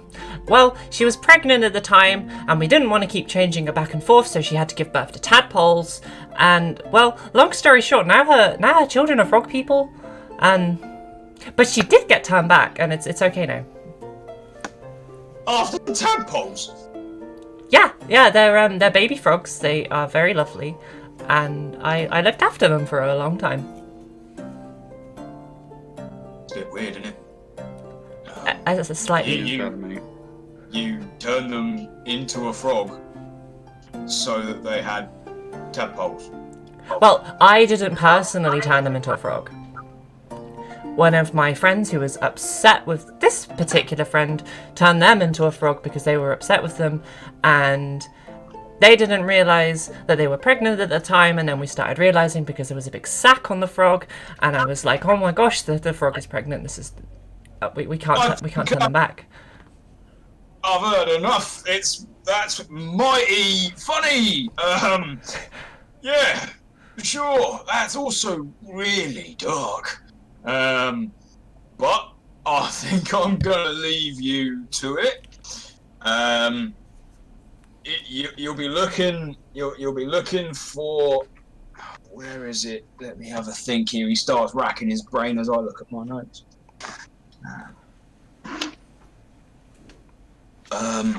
You'll be looking for. You'll be looking for the hag. The hag? Does she have a name? Well, if she does, I don't know it. I don't tend to go to the Eastern District much. I was raised on the Western and didn't really want that either. So, yeah, that's where you'd want to be. Locals might know a bit better, though. Districts tend to keep to themselves. If they end up in the opposite district, it's normally out for some form of turf war. I keep all separate here, innit? Oh? Actually, there is something that you could ask that I am curious on. What's the latest rumours going around town? Well, aside from the bounty hunters rocking through, something about the gnolls causing trouble. Well, rumours are a bit hard to come by, you know, if you know what I mean. They don't tend to be free information. You're a barman. I'm sure you've heard more. I'm sure I might have. He sort of tucks his hand into his pocket where he put gold pieces previously. Okay, we're playing this game. One more gold piece. For one gold piece, I could say a little bit of information. I can tell you that he sort of looks around, leans down onto the table with you. Have you come by the name Brick yet? Not yet, but go on. So, Brick is a bit of a myth, but he exists. It's more of a code name, really. Brick is one of the men that are controlling the gang out of the Western residence. Yeah, they go by the Western Watch. Stunned watch. Okay. Yeah, it's one of the reasons why I like to stay out of that part of town. I heard he's looking And you for said the library's in the west. library's in the central residence. You'll be looking Cool. for the town hall. Western Watch. Now, understand, no one actually knows who this Brick character is, but I don't know anyone that's actually met him. But he's probably going to be found, or at least put in contact with, over at Dusklight. His people like to run that part of town, work out of the pub. I can understand why. Brilliant place for a gathering, if I may say so myself. But word on the street is that he's looking for a crew, do some work. Alright, that gives us more than enough information to go on. Yeah, check out the pub. Appreciated. Yeah, No, didn't it hear it from doesn't. me. What kind of work are we talking about here? And are these We have shady enough characters to that go we on. should be worried about?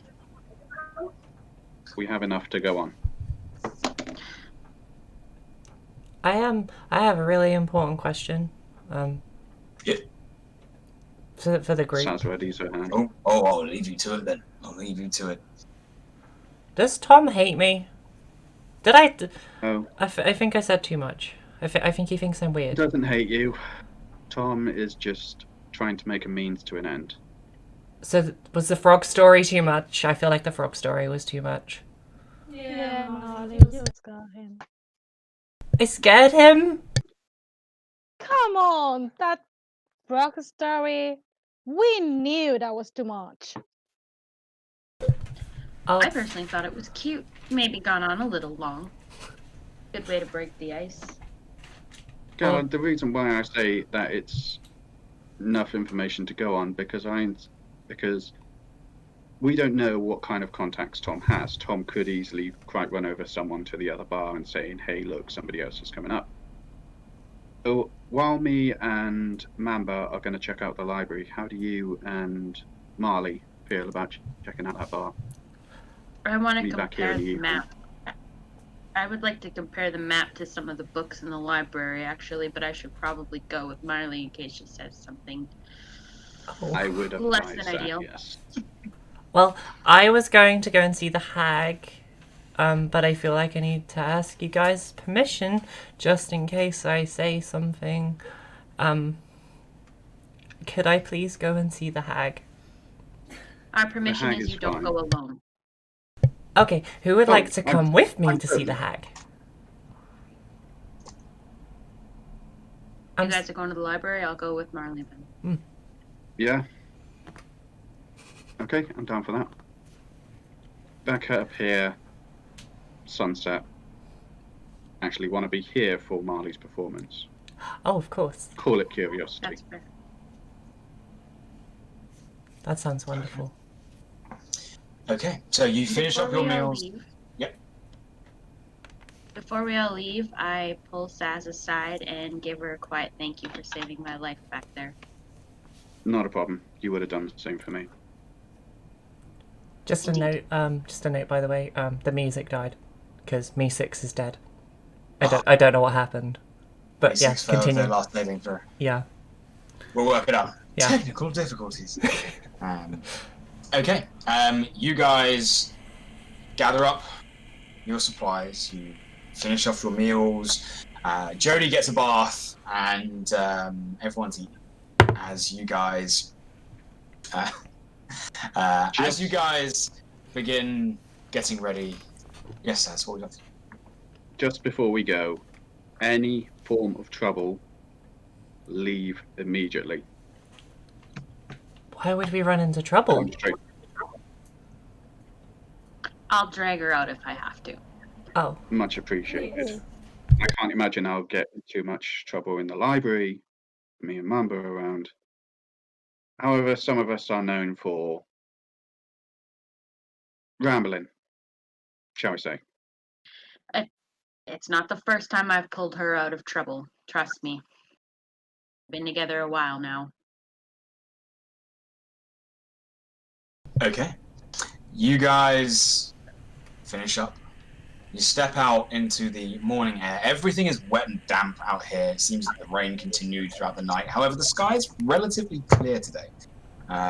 It looks like there are some clouds on the horizon, but you've got some time before the weather turns bad. As you split up into two parties, one heading to the rich district, the other heading to... you were going to the apothecary first? Yeah. Okay. Heading towards the eastern district, you guys begin traveling in different directions. At this point, it seems like a real good time to have a quick break because it's 9:45. So I think everyone get a water break. Everyone make sure you're fed, watered, everything you need to do. All the things. All the things. And what are we saying, Pix?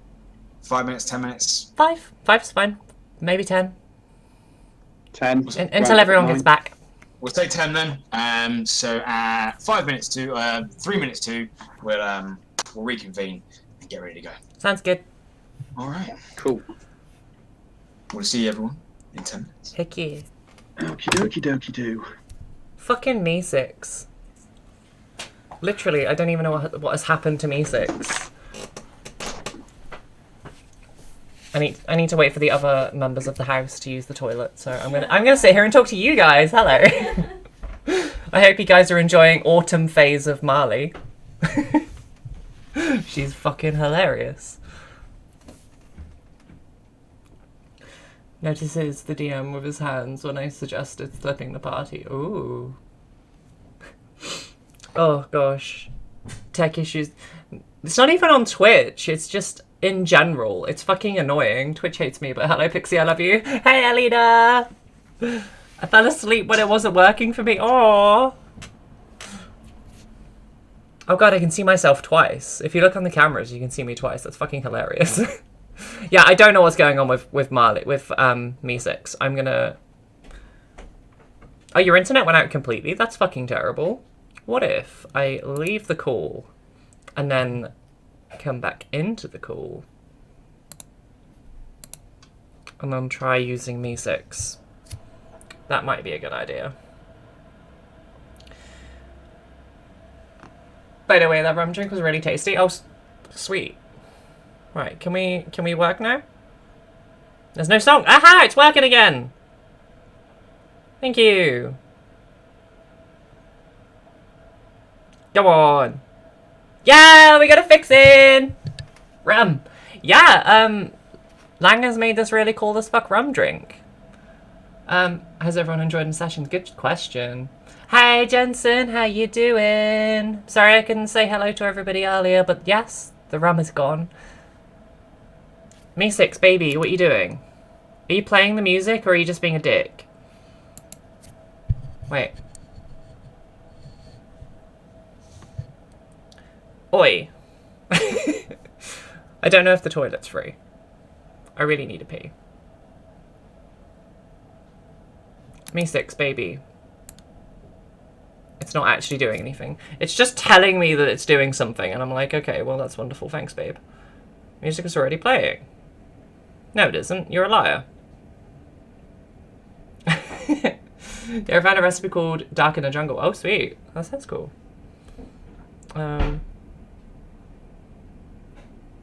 Come on, do it. Do the thing.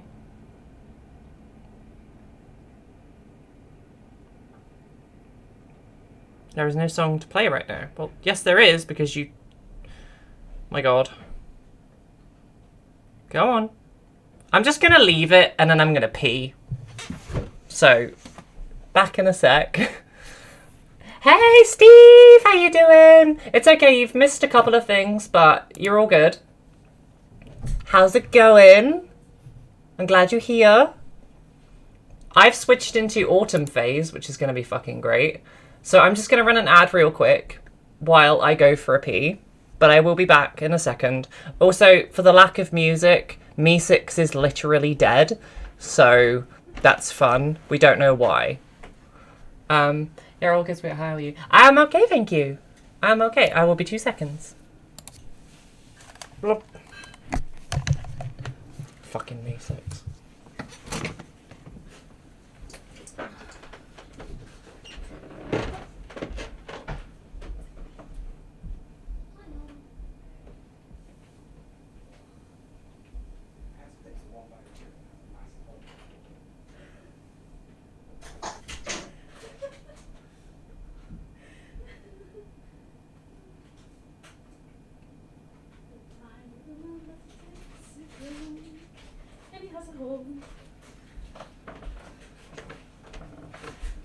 How do you spell despair?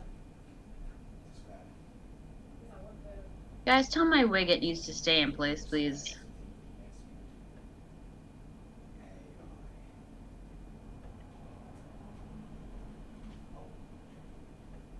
I think I get it.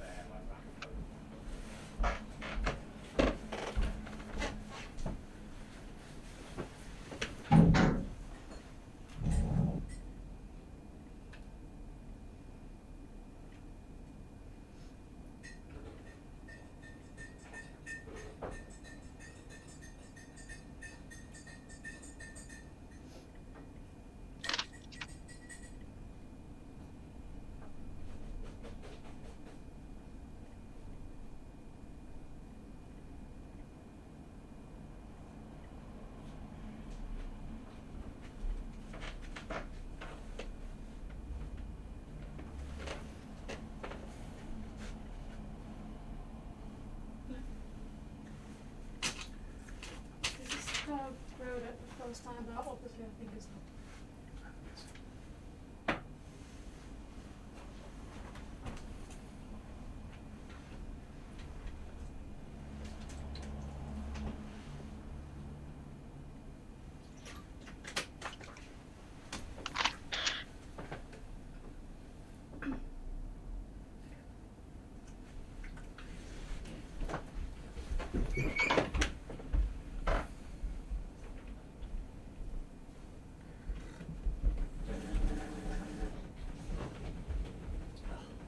Anyway, resurrecting poor music. This is gonna sound weird sure. and totally conceited, but I swear there's nothing better than walking down a hallway with a cape No, on. that's just people.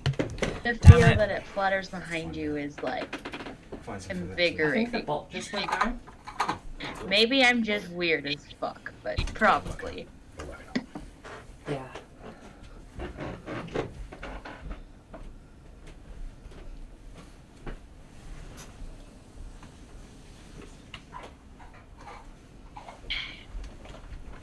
Empowering. Let's use the word empowering instead. Oh, running down the stairs, almost Naruto running with the cape. I'm in. Let's do it. Especially one that's got an awesome hood like this one. What? Mysterious as fuck.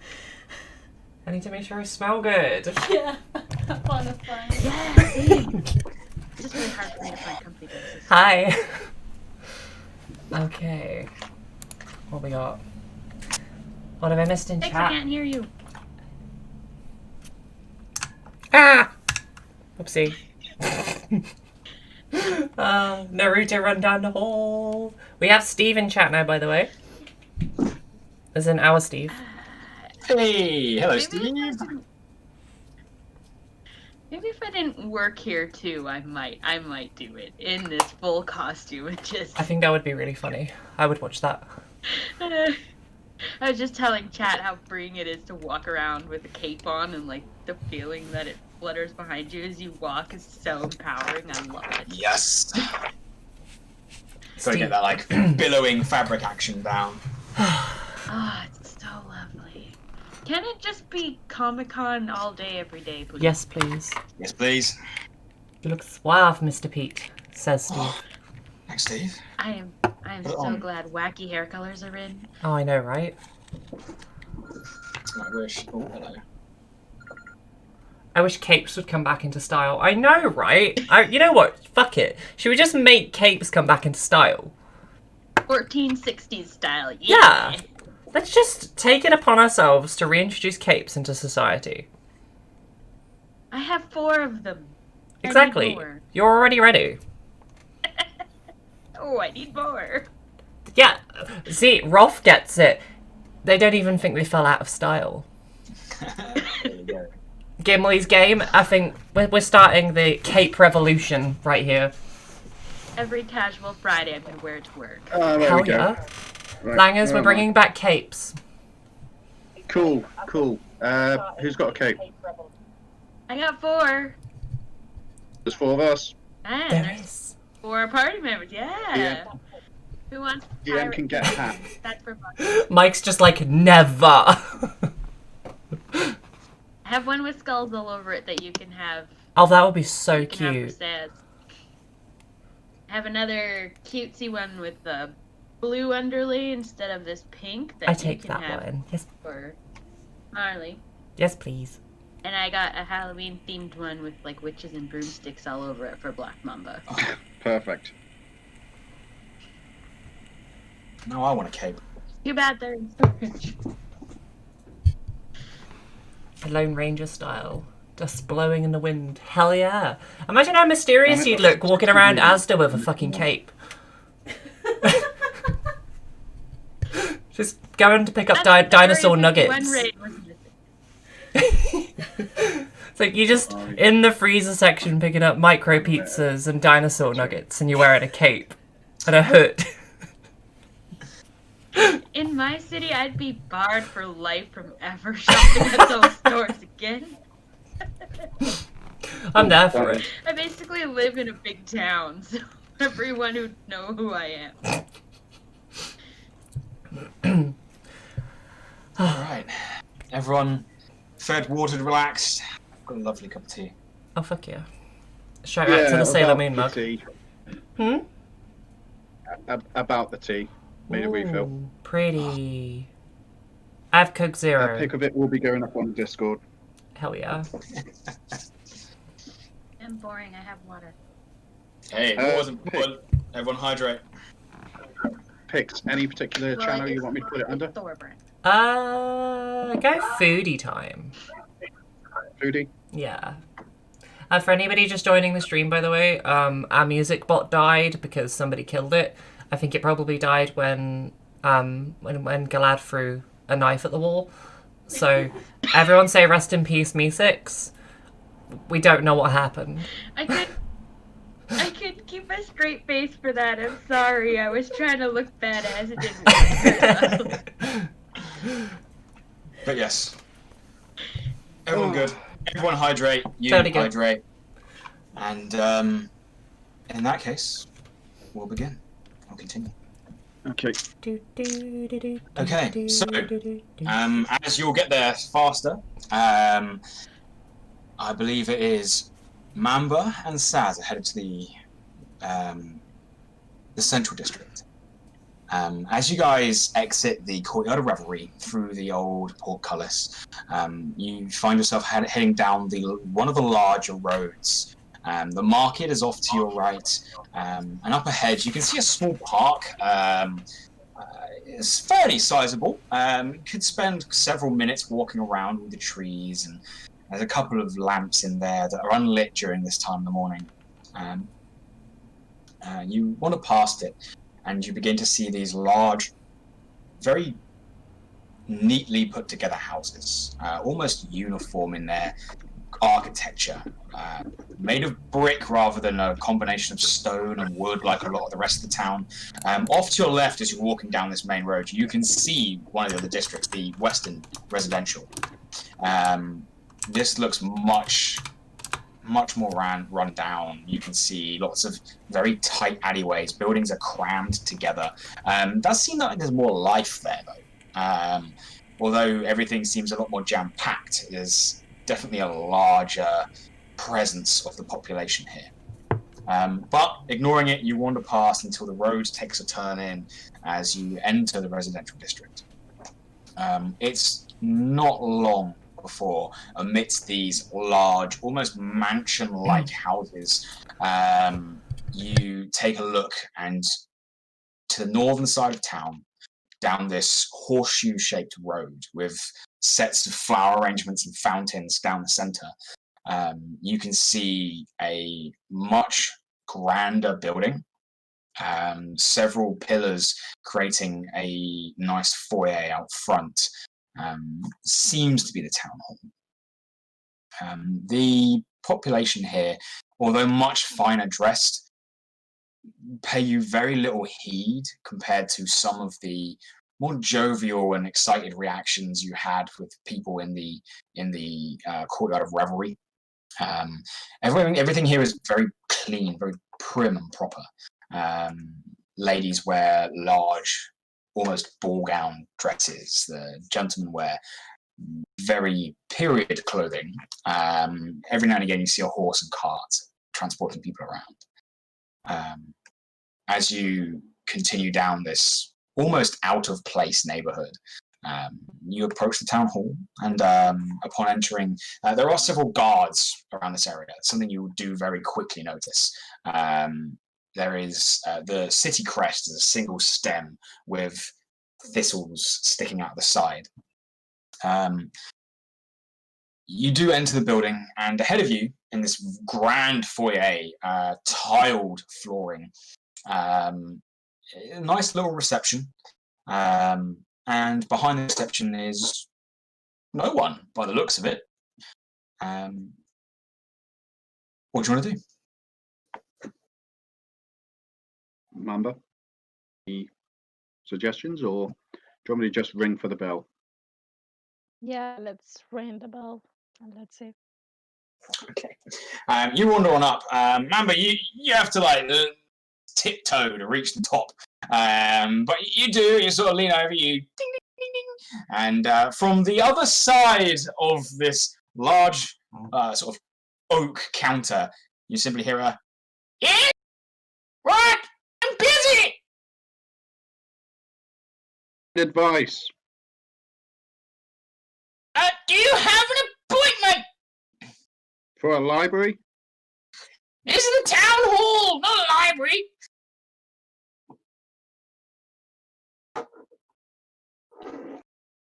You hear the scuffing of wood on tile, a loud thump, and Saz, you see this. Mamba, you barely see it. You can just about make up the top of the desk as you see this really. It's messy hair that has been attempted to be oiled back and smart, but it's sticking out everywhere. It's a deep purple in color, and you see this large-eared, big-nosed, relatively old gnome sort of step up onto this little box and peer over the top of the counter. His eyes big and wide, his eyebrows bushy, and he's got this genuine look of frustration at your very presence here. What do you want? My apologies. My apologies if we've taken you away from your busy tea, but we won't take long, as provided you help us quickly. Me? Stranger to town? Thinks he can make demands. Well, you won't get nothing out of me. All we are is just looking for a bit of research. That's it. You help us, we'll get out of your way. Not an issue. Kind of research.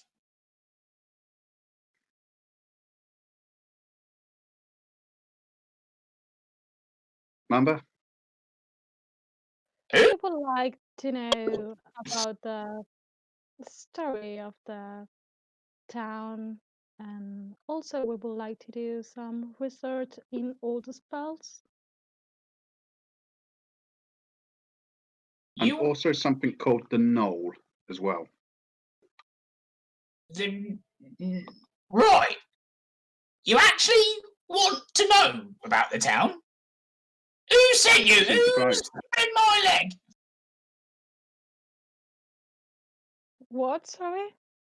Who sent you? Someone's definitely pulling my leg. No one comes here and asks about their town. We're I'm a tourists. very curious person, and I would like to know about where I am. I just want to have information, not one sentence. It's just me wanting to know more about the world. I didn't you? Go, come on then, follow me if you actually want to know. I'll tell you everything there is to know about it. Let's just follow me. Well, and he sort of hops down off his box and pads around the corner of the little desk.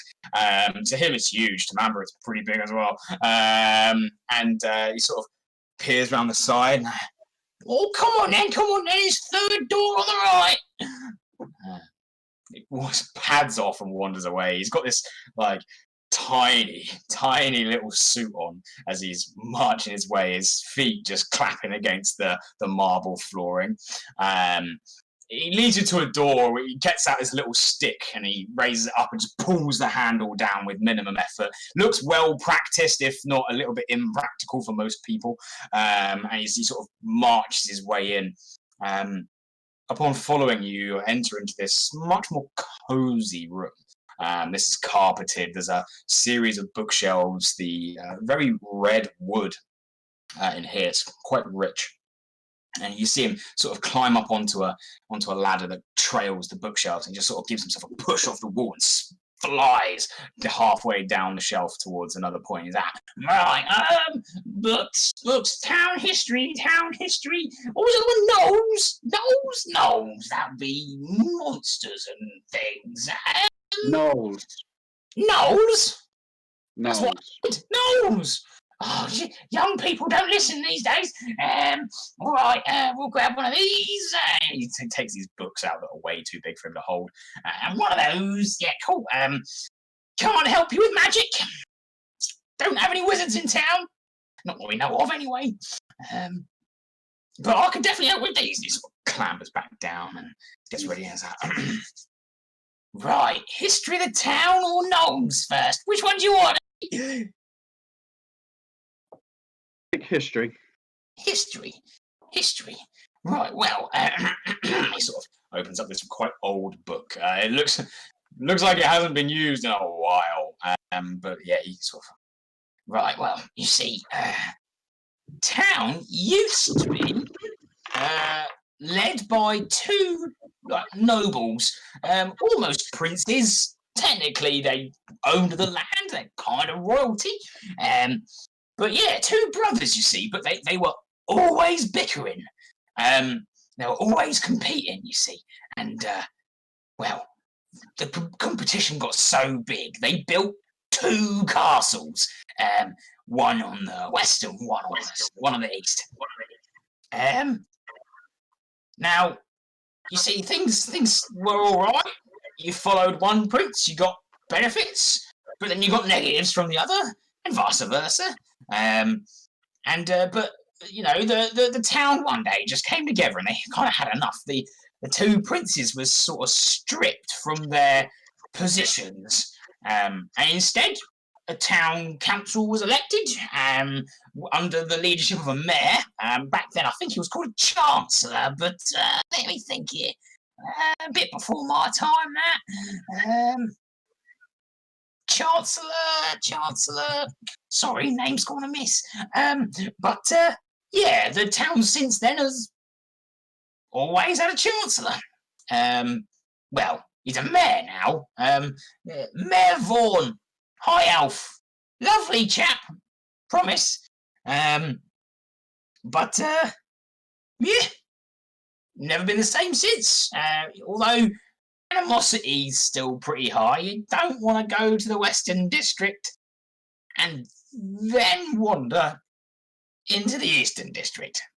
But hey ho. Anything else? Mamba, any questions? Mamba, anything?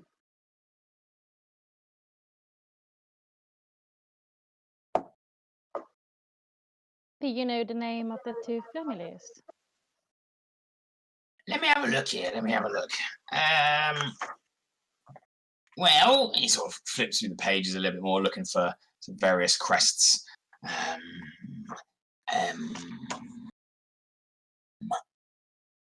Huh. That's funny. He sort of stops and pauses. What's that? There should be a page in here. Book must have been damaged. Look, he holds it up, and it seems a page has been ripped out. That book doesn't look like it's been used in a while. Oh well, we never really have reason to get it out. You see, people don't tend to ask that much. But yeah, I'm gonna have to report this. This is vandalism. Could I use an investigation check to find out more about the rape page? You can have a look. It's not going to really require a check without having anything else to compare it. It's just quite obvious this has been torn out of the book. The rip isn't straight. It's not clean. It could have got caught on something. Taking a real quick look, it looks like someone's removed it. Book's been old. Do we have any idea when the last person was that used it? Yeah, exactly. How are the dust marks? Well, books don't tend to be issued out to everyone. You need permission to come on in here and get them out. Permission from myself or from one of the town council.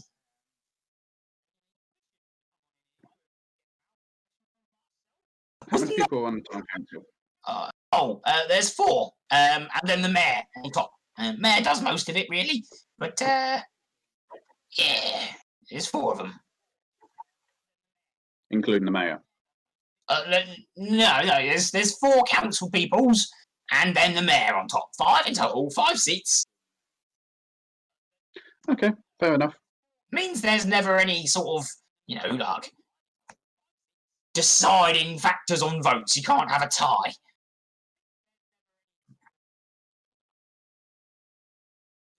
Was Knowles the other thing? Knowles, please, yes. Knowles. Well, what do you want to know about them? They're beasts. Well, they're not beasts, actually. They're sort of like monsters kind of thing. Humanoids that are mixed with hyenas. They run around and tend to scavenge, steal, eat people. Not very nice creatures, really. Take it you haven't had much problem here. Not before, though. I do hear that the captain of the guard has a bounty on some of them. Seems that they've recently had a pack move into the Thistlewood. I don't expect we'll have any trouble, though. Maybe just some of those outlying farmers trying to get to town. They're all right, though. They just got cards. They just run away. They'll be fine. Although this thing here that says about demons and stuff mixed with gnolls, that's pretty vicious. I wouldn't want to see one of them. Do you have any maps? Sorry, Mamba.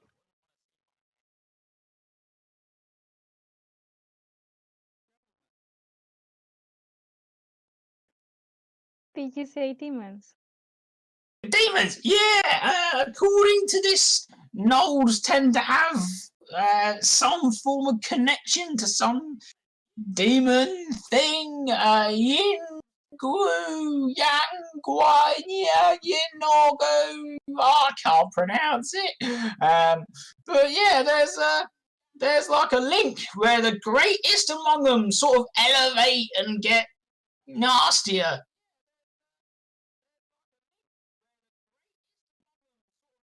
Any way on how to beat it? argument's sake. This gin, let's kill him. Simple enough. Yeah, seems it. Just take a big sword and whack 'em.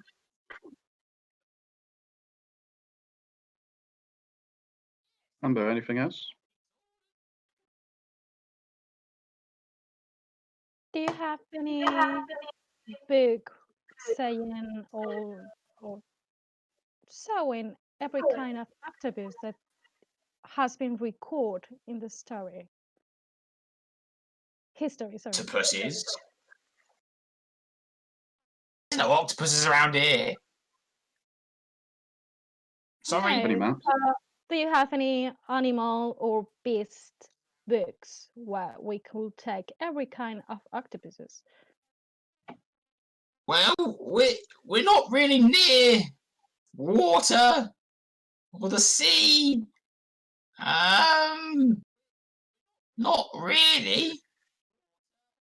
Maybe if you check some of the harbour towns or somewhere closer to water. Are you telling me you don't have any animal book in here? Do you? No, I don't think so. What do you think we are? God.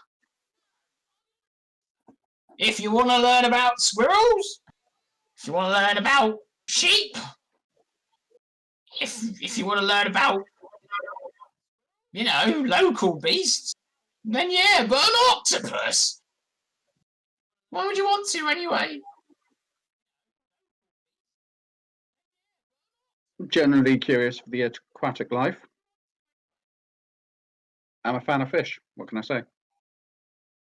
But really, an octopus? All right, whatever floats your boat, sailor.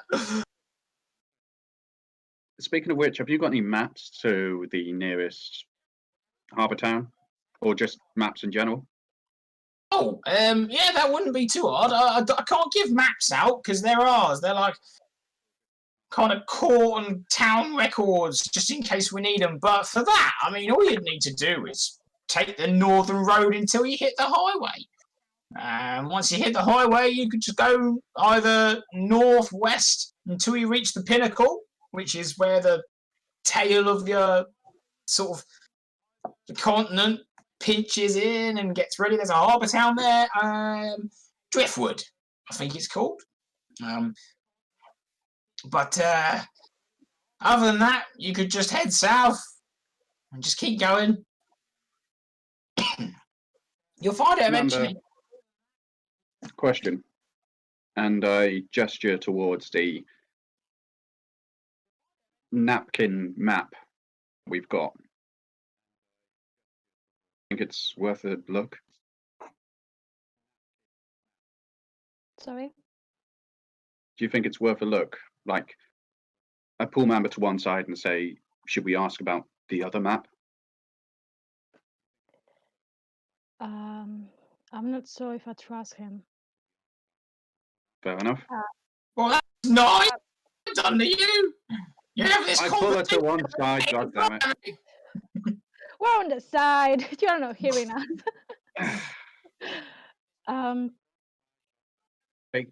How about I pull out, because the map is in 4 pieces, correct? Yes. Oh, I pull out the part with just this continent on. That's still got one X on it. Yeah. Do you have any idea where this is? This? And don't say on the map. Well, it's not on a map, it's on a napkin. But it's let me have a look here. Who drew this? It's not exactly a scale. Well, that'll be past the Springwood. Yeah, you'll have to go quite a ways northwest, take the highway. Go around the Springwood. People go in there but don't come out. It's not nice. Heard a story about a fella that wandered in there with an axe before, didn't even make it to the tree line. Just died. Great, so we know where to pick up an axe. Well, your funeral, buddy. But yeah, you go past Springwood. Looks like you'll probably have to go through it, but otherwise you're adding another month to your journey. Yeah, you'll be on the northern plains. It's quite flat out there past the Springwood. Not really a lot there. Okay. There is that Just Morok town on the far end of it, though. One of their outposts. I don't know the name of it. Okay, just one more question before. Well, I've got one more question. Where can we pick up some equipment? Do you have a general store? Probably the market. Probably the best place. They've got all odds and ends there. Should be about bustling by now. What kind of equipment do you need? Just general survival gear. I have a friend that's marked in the X, but I don't exactly know where it is, so having some survival supplies would be quite useful. Got a friend that's marked in the X. Yeah, they sent me a letter a while ago, and they said more than welcome to pop on over. Why didn't you just ask them where they were? Because that would make sense, and evidently I am an idiot.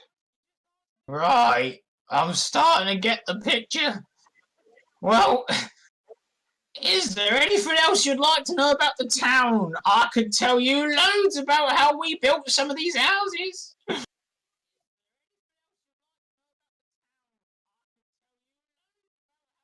You see, it was a wonderful time. The town all got together, gathered in their revelry. Mamba, any questions? Oh. No, for me it's everything all right. Yep. Well, like you said, you are very busy, and we don't wish to disturb you any longer. Have any spare paper to part with? Just plain, obviously. I might have some paper. If you're willing to let me spin a tale or two. God damn it. Sorry, what? Yes. I'll take it. And for the Remember, next I apologize. for the next half an hour, you sit there and listen to him explain the intricate details of how they managed to gather enough cement to brick and mortar the first posh house in the central district. He goes into extreme detail about literally every boring point there is about building a generic house. However, at the end of it, he does hand you 5 sheets of paper. Meanwhile, as you guys continue heading down the road, Marle and Galad, you cut past the market, skirting underneath the central district, and head your way towards the eastern. Very similarly to how the other two saw the western residential, where it's a lot more jam-packed and closely knit together, you guys see a very, very similar scene here on the other side of town. There is almost no difference here at all between the two residences. Both of them are in some state of mild poverty, people clearly just trying to make ends meet. As you begin to enter into the area, you do see that this place is a lot dirtier. There's a lot of alleyways and places you could hide and flit about through the community. The buildings are a lot closer together, made of stone and wood in sort of ramshackle combinations. The first thing you do notice as you enter is at the end of a T-junction, the first major T-junction to the residence, is a rather large building in comparison to those that it surrounds. And on top is a sort of large sunrise, on a wooden board with the words Dawnfire.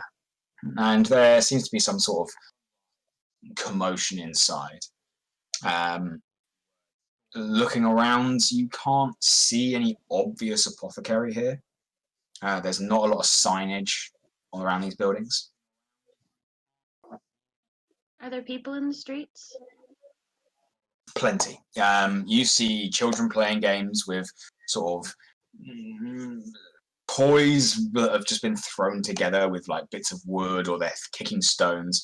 There's quite a bustle about, people moving around and trying to get jobs done. Okay, You I try to do. get the attention of... Sorry, go ahead. No, you go ahead. You do notice that there's quite a lot of people here that are sort of loading up carts with farming equipment and look like they're getting ready to head out to work. Okay, I just ask the nearest person who doesn't look super shady. I say, I have a sick friend here. We need to see a doctor right away. Can you point me to the nearest doctor, please? Okay, well, 1 second. Make me a persuasion check. So you try and catch someone's attention.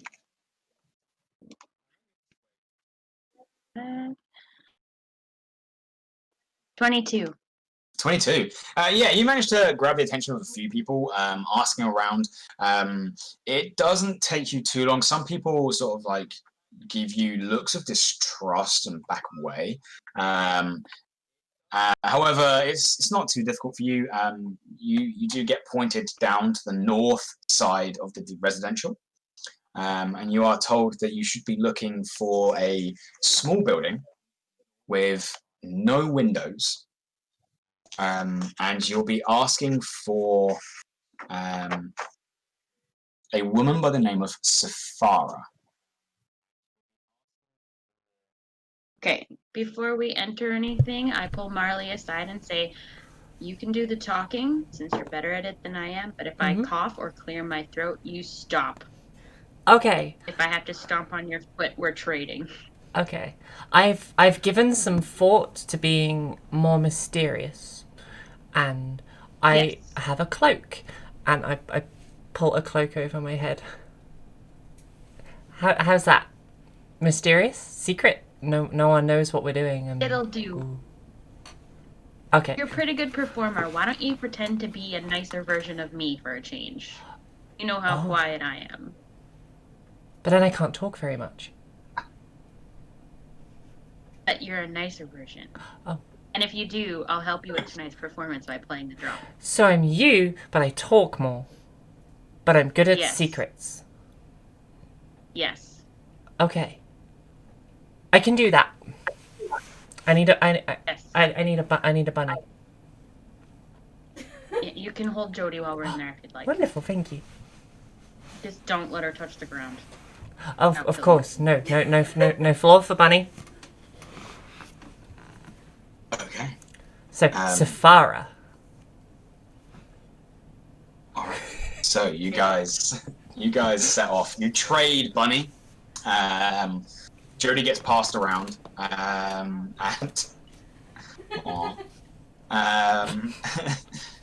as you continue off, you head off to down the northern street in search of this building. With the information that you got and the ability to talk to quite a lot of people with that role, it doesn't take you long to get led there. And they weren't kidding. Pardon me.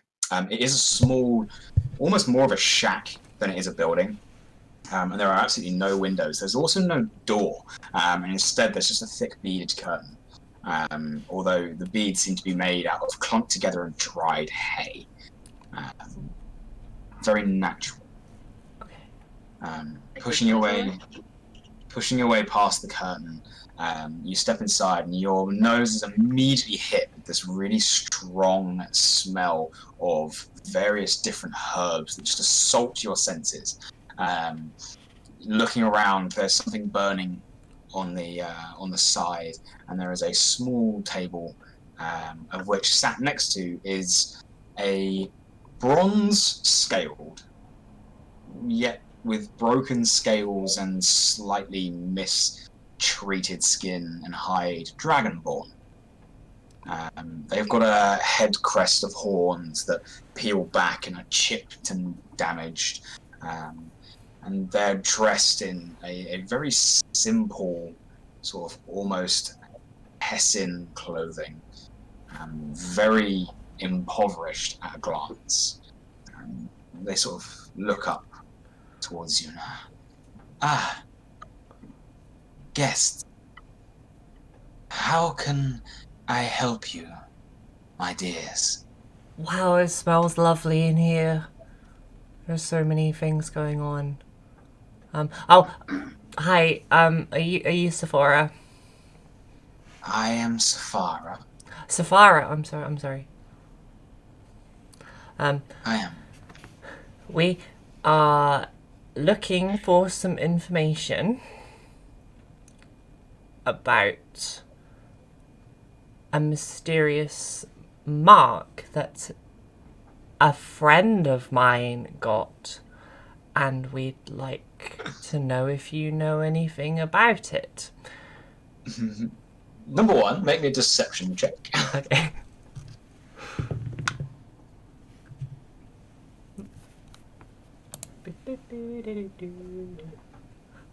$17. They sort of give you a bit of a glance, like almost a knowing glance. I see. And this friend, could you describe the mark to me? It'd be very difficult to treat without seeing it, I'm afraid. Well, they told me that they put their hand in a thingy and sorry. We don't know how she got the mark. Oh. All we know is she put her hand somewhere it wasn't supposed to go, and it hurt like hell, and then she's got a mark on the back of her hand. It looks kind of like... Oh. Okay. Right. Are we talking that they put their hand in some form of poisonous ivy, or... this is very... You're not giving me a lot of information here to go with. Also, at this point, are either of you actually wearing sleeves?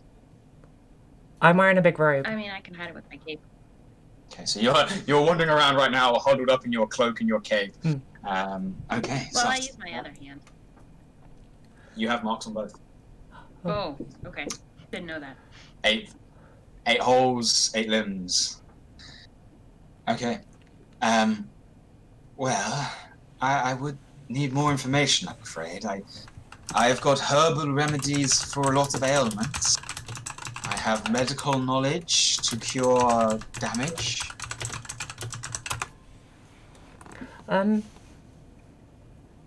Well, we have a feeling it's probably a curse or something like that, because this friend has them on both of their arms. Not my arms though, of course. I'm not. My friend's got these funny, wiggly lines on their arms, and they put the hand in a thing, and then they came to me and told me about it, and then they told my friend Galad here about it, and I think it's a curse, but I don't know. I needed to ask the opinion of a professional. Well, I'm afraid I'm not sure I can help with a curse. That seems like a magical ailment. I could have a look if your friend could come here and show me, and I could offer my medical expertise, but if it's magical or if it's a curse, then I might struggle. That's not quite what I can Do you know anybody who is good with magic? I'm afraid not here in Thistlewood. You would have to travel further afield, or we sometimes get a pair of very gifted arcanists that come to the festival every year. They're more of a shop than anything else. A traveling caravan, but they're normally here every year. If it is a magical element, they might be able to assist you. Okay.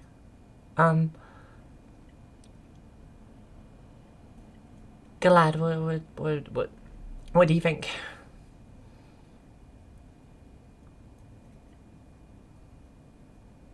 I don't think there's any point continuing this conversation further. But, do you happen to sell healing potions or anything that could help a couple of adventurers out? I don't sell healing potions, but I do sell healing ointments. They work in the exact same way, but they will take about a minute before they work. And how much? I sell them at 15 gold pieces per poultice. I don't think we can afford that. Do you know, Anyways, do you know anybody who has a pearl?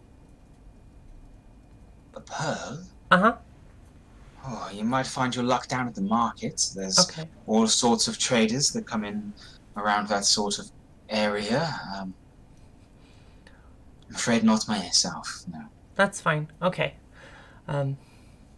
Well, thank you for your time. And You're most welcome. you didn't see anything. And then I just walk out.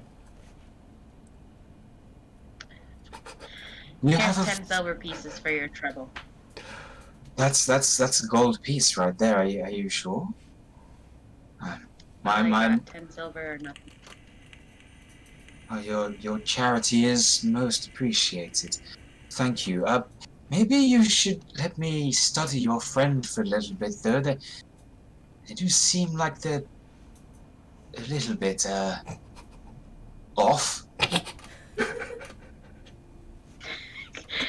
No, she's making off with my rabbit. I have to go chase her before Jodie goes ballistic. Oh, well, good luck with that. Again, thank you for your charity. I'm very sorry, Glad I forgot I had And you Jodie. have a good one. Don't take off with her. We're I out could of the never. shop now. I approach. I hand her Yeah, back. she'll kill you. Okay. You guys exit the apothecary. You are standing in a bit of a bustling street. People around you going about their day, trying to get jobs done, carrying timber to and from buildings that need repairs. What do you want to do? The day is yours. Didn't we have somewhere else to go? We wanted to talk to a hag, right? That was the hag. Oh, hag at the apothecary. Okay, I thought there were two different places. Why don't we go shopping? Yeah. Yeah, let's go shopping. Should we go find the others first, maybe? Good idea. They might Yeah. need stuff as well. Alright. Okay. So you guys head towards the residential district. You guys actually get there before the story finishes in in the town hall. And as you get to the entrance of or the center of the central district, you see a very bored-looking Mamba stepping out of the town hall, and irate, but kind of happy with themselves, Saz, as they step out from the town hall itself. Had a fun time, did you? I'd like to imagine Mamba's just passed out because of how bored it was, so it's just piggybacking Mamba. You guys look like you had such a wonderful time. We found out some information. What did you find out?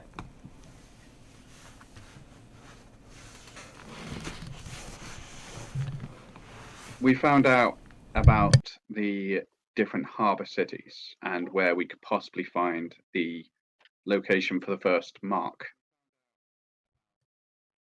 Oh?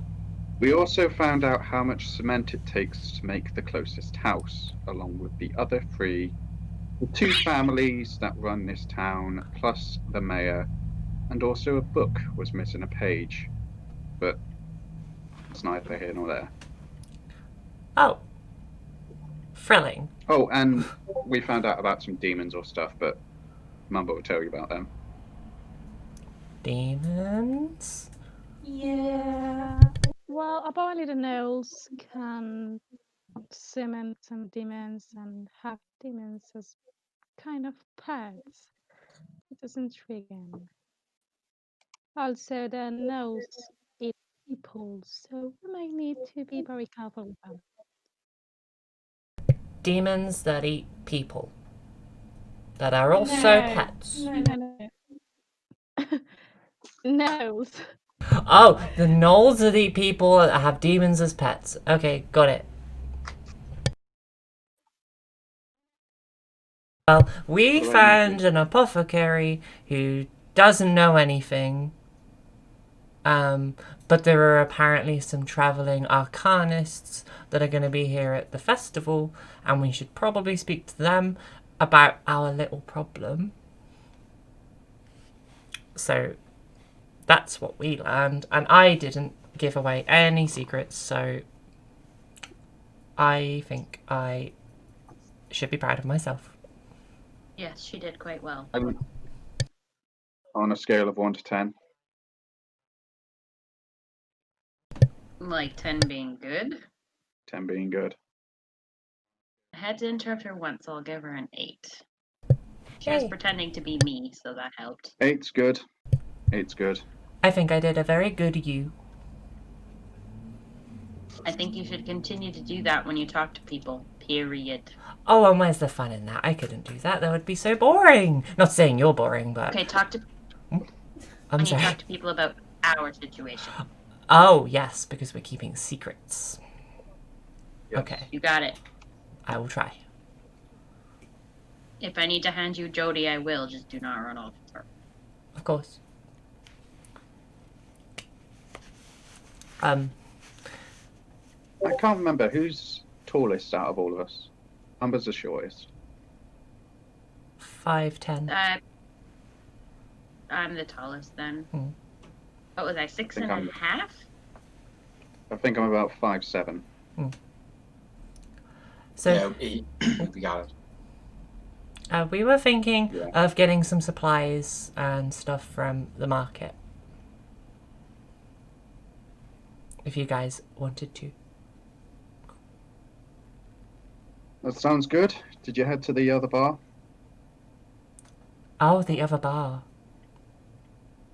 That's That was- fine. We can do that tomorrow. Hmm. I'm satisfied with the information that we got so far. I'm down for some retail shopping. Yeah. Let's do it. Apparently, this trek to this location would take us about a good month, so I feel like we should at least have some form of equipment with us. Okay, so you guys head to market. It doesn't take you too long to navigate around the central district again to go back down to the south side. Once again, you see the fort that contains the courtyard of revelry, and next to that is the market. And you can see that this is in full swing right now. You can see cattle being pulled in and out. You can see people lugging around boxes and crates full of produce and equipment. You wander into this bustling market, and bustling is the word. There are a lot of people, a lot of traffic, and there are stalls of all kinds. Most of them are definitely fruit and veg and produce and meats and some various different parts. You see old Trev, gives you a bit of a wave as you wander by and gets back to serving some customers. But you guys are looking for a supplier. Okay. Who's going to herald this investigation to see if they can find an appropriate shop? Who's going to lead it? I have pretty high investigation. All right, go for it. You can have advantage as the rest of your party help you, so roll twice and pick the highest. 22. All right. I have 24. Oh, I just needed one person Oh, to sorry. herald it. Did you roll twice there? Yes. Yeah, cool. 22. Yeah, it doesn't take you too long. You ask around as a group, and you do get the general pointers. You do come across a small set of stands. They seem to be selling off ropes, grappling hooks, basic camping supplies. There seems to be a half elf. He almost looks human, except for the tiny point on his ears. And there's this sort of like an etherealness to his eyes that stand him out from amongst the rest of the human population. As he sees you approaching, he sort of, hello! Get your maps, get your ropes, everything an adventurer needs. How can I help you guys and girls? Girls, just girls. Jodie's immediately drawn to him, happy that she's in the presence of another elf again. What can I do for you all? Pet my bunny. Pet your bunny? Pet my bunny. Oh, right. Sure. Yeah. Anything at my store, I sort of reaches out to give him a bit of a ruffle behind the ears. It's an honor to be able to pet, to be able to pet Jodie. Just saying. They're adorable. Now, what can I get you all? How much for the grappling hook? Grappling hooks? Well, you see, they're not common. Bit of a pain to make unless you're deliberately working on it. Grappling hook. He sort of leans down and takes a look at his notes. Grappling hook, 2 gold pieces. If you want the rope to go with it, then you'd be. Oh, let's have a look here. You'd also be looking at another gold piece on top, so we'll call it 3 gold pieces for a lot. Would you take 1.5 for just the hook? I've got 2 at a price. Make me a persuasion check.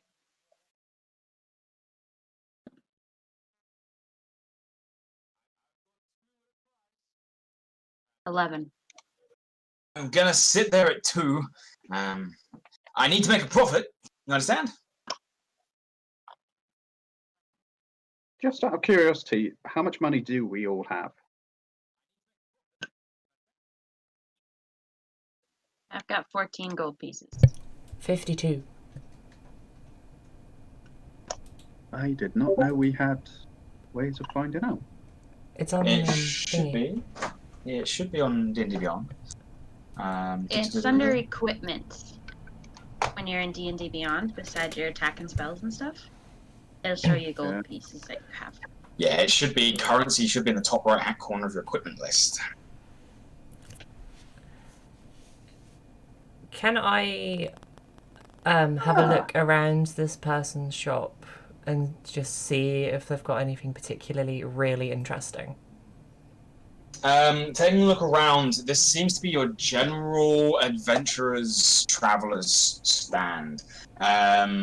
You see tents, bedrolls, rope and hooks, pittons. You see like ready to go torches, lanterns, oil for the lanterns. You see your generic camping supplies.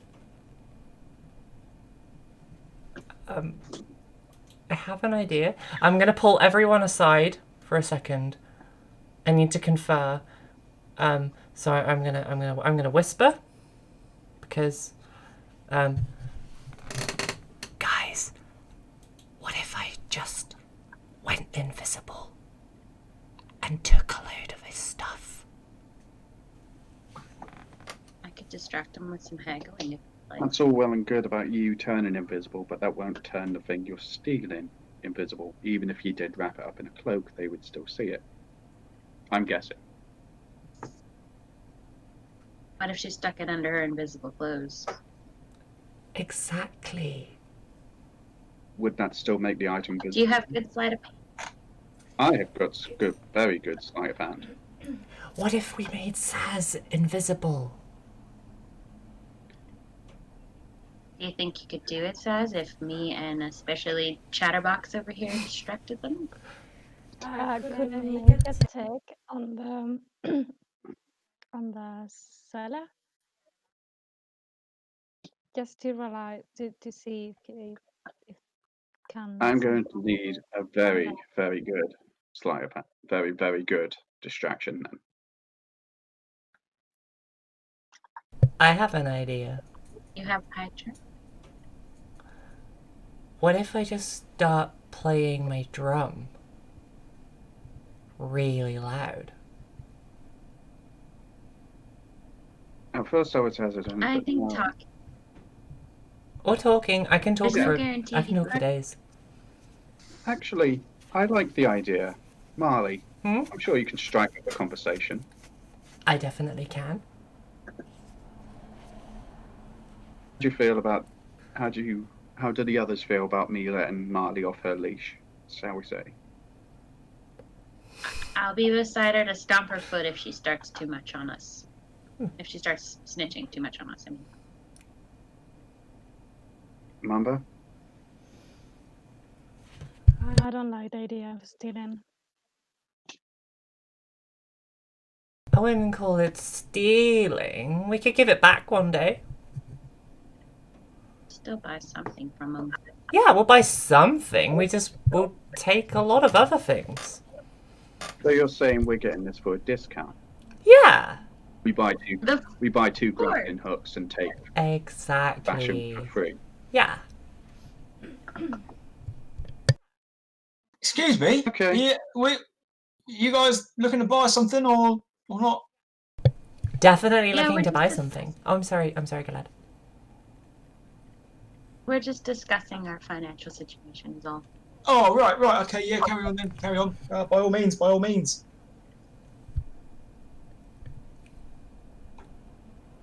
Regardless of what we do, I'm going to need very good distraction. Okay, well, I will talk to Mr. Shopkeep, who I'll have to find out their name. And then I will. I'm sure I will cast invisibility on you, and give you my robe. Oh, you can have my robe, a super stealthy robe. Can I at least wait till I'm out of sight first before you Yes. turn me invisible? Oh, better idea. We should go into an alley. Why don't me and Mamba stay next to him and you two go around a corner or something? That's a good idea. Less suspicious. Fine. I'll keep haggling him on the grappling hook. I want it cheaper. Okay. No, that's fine. Okay. You two that are sneaking away, make me stealth checks. Oh shit. And don't pull a dwarf, please. Be in that one. 11. 4. You guys duck out from the crowd and you guys sneak around to a relatively undescript location. You guys manage to duck away and you're ready. Seems like you've done a pretty good job. Yeah. Okay. Then I will cast invisibility on Sazarac. You reach out, go ahead and cast that spell on D&D Beyond for you. Done that. Wicked. And that's a touch spell. So yeah, you reach out and you sort of hold Saz on the shoulder and cast a spell. You mutter the words and draw the rune in across. You draw yours in like the shapes of musical notes, and they sort of fade away and vanish, giving you a quick pat on the shoulder to let you know that it's worked and they're still there. Cool. You've gone invisible. Oh. As I walk past Marley, I whisper 3 words. Mhm. Keep them talking. You got it. Okay. whilst you guys are going back to the stand. Mamba and Galad, what are you doing to this poor, unsuspecting shopkeep?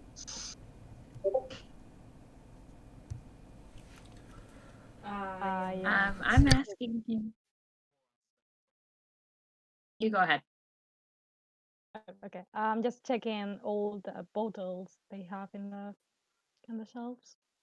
He doesn't have that many bottles. He has got a couple of jars of oil, little flasks that are designed to be put into a lamp. Aside from that, there's not much glass here. It seems that glass for most adventurers just is waiting to be damaged. I'm talking to him about some of the cool ways you can use a grappling hook and how very neat it is to sell those. Yeah, they're pretty good. You can latch one to a fallen tree, get your cart to pull it down the road, or clear the obstruction. Yeah, that seems good. Yeah, okay. So you're buttering him up. You At can this make point, skewers with them and roast it over a fire. that's a good idea. They've got 3 points. Yeah, right? That's 3 sausages at once. Why did no one think of this before? Make one Innovation. with 4 points. Well, that might be a custom job. I can speak to my friend. He could probably get it done. Might cost you a bit more though. Honey, it's got 4 points. It's got the 3 that you can use, and if there's no rope on the other end, and then you stick to it. Yeah. Right. Yeah, I didn't think about that before. Meanwhile, who's going back to the stand first? I'm gonna go back to the stand first. Hi, Mr. Shopkeep. First of all, do you have a name? Yeah. I'm glad you're asking everyone you meet their name. Not frustrating at all. My name's Norman. Hi, Norman. Well, my friend Saz, she's gone off to another tavern. She really needed a drink. That one loves a drink. How long have you been trading for? All my life, really. It was kind of my father's thing. His father before him. Sorry, I'm just making a note that says Norman.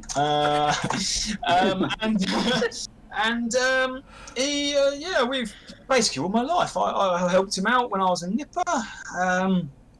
Taken over now. He's getting on a bit. Oh, really? Nice. Oh yeah, I mean he's just getting old. Can't really keep up with all the lifting. Adventure equipment's pretty heavy, you understand. Lots of metal work. These tents are pretty weighty when you've got 5. Oh, yes. You know, after so much time, his back just gave out over in the Western residence, and I'm just doing what I can to make ends meet and, you know, put food on the table. I definitely know what you mean. Transporting tents is very hard work. I've done it for my entire life, and I can honestly say I'm very, very glad horses and donkeys exist. I hope you have horses and donkeys. I don't, but people I sell to always do. We can't afford a horse or a donkey. Oh, that's no good. I guess that explains why Trev over in the meat market has such an old donkey. Because if they're expensive around here, then gosh. Oh, you met old Trev? He's Yeah. a lovely gentleman, he is, isn't he? Right, make me... what's the best for this? You're trying to distract him. Make me a deception check. And Saz, as you slide on over to the table, make me a sleight of hand check. 20. Okay. Is that a dirty 20? No, 15 Natural plus 5. Oh, yeah, cool. Sorry, dirty 20. Yeah. A dirty 20. Yeah, It's not a yeet. not a yeet. 9. 9. Okay. But before I make a sleight of hand check, I want to scout my surroundings before, just to make sure no one else is looking at the stall. Okay. Give me one real quick second as well. Invisible, I think, might give you a benefit. Looking around, it is quite a busy market. You do wait for the most opportune time you can. I would give you advantage on the sleight of hand roll. However, I do now definitely remember that you've still got 2 points of exhaustion, so you're at disadvantage. Yep. I believe as well that Marle, you're still on 1 point of exhaustion, so your roll also needs to be at disadvantage. Roll again and see if you get lower. Higher. Cool, we'll keep the first one. So yours was a flat roll there. You do wait and you do look around and you sort of sit for your moment. And then quietly, mid-conversation, what are you going to try and steal? What are the options? He's got an array of items on his table. You have backpacks, bedrolls, mess kits, 2-person tents. You have sets of torches, sets of rations, sets of rope and bundles. You have the grappling hooks. There's a couple of crowbars. There's a hunting trap. And there are a couple of handfuls of iron steel pitons, as well as a single bag of ball bearings. Judging by the size of the items, I'm going to have to go for something small. It's up to you. If I take a couple of bags, that'll be more noticeable. Taking a tent would be a lot harder than grabbing like one of the flasks of oil, for example, or a bag of ball bearings. Correct. Okay. How close am I to the crowbars? You can get close enough. And the ball bearings? In this instance, you are invisible. You have almost free reign. You can get to any point. I might take 2 I'm items. sorry, You can try. what are ball bearings? Ball bearings, tiny little iron balls. Yeah, they're just little tiny balls that you can use them to measure weight, or you can throw them on the floor to act as a tripping trap. Okay, thank you. Can I take the crowbar and the ball bearings, or will I need to roll 2 checks for that? You attempt to take the crowbar and the ball bearings.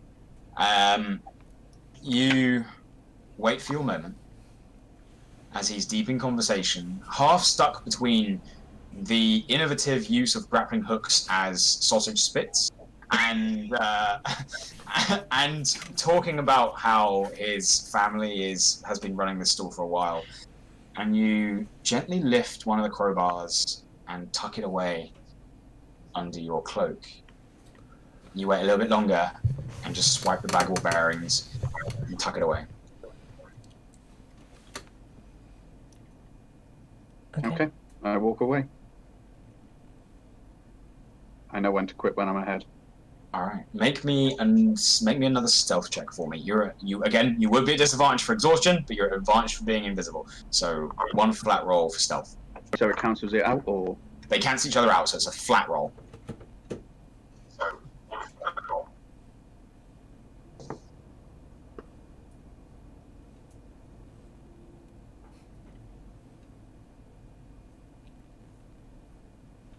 Anticipation.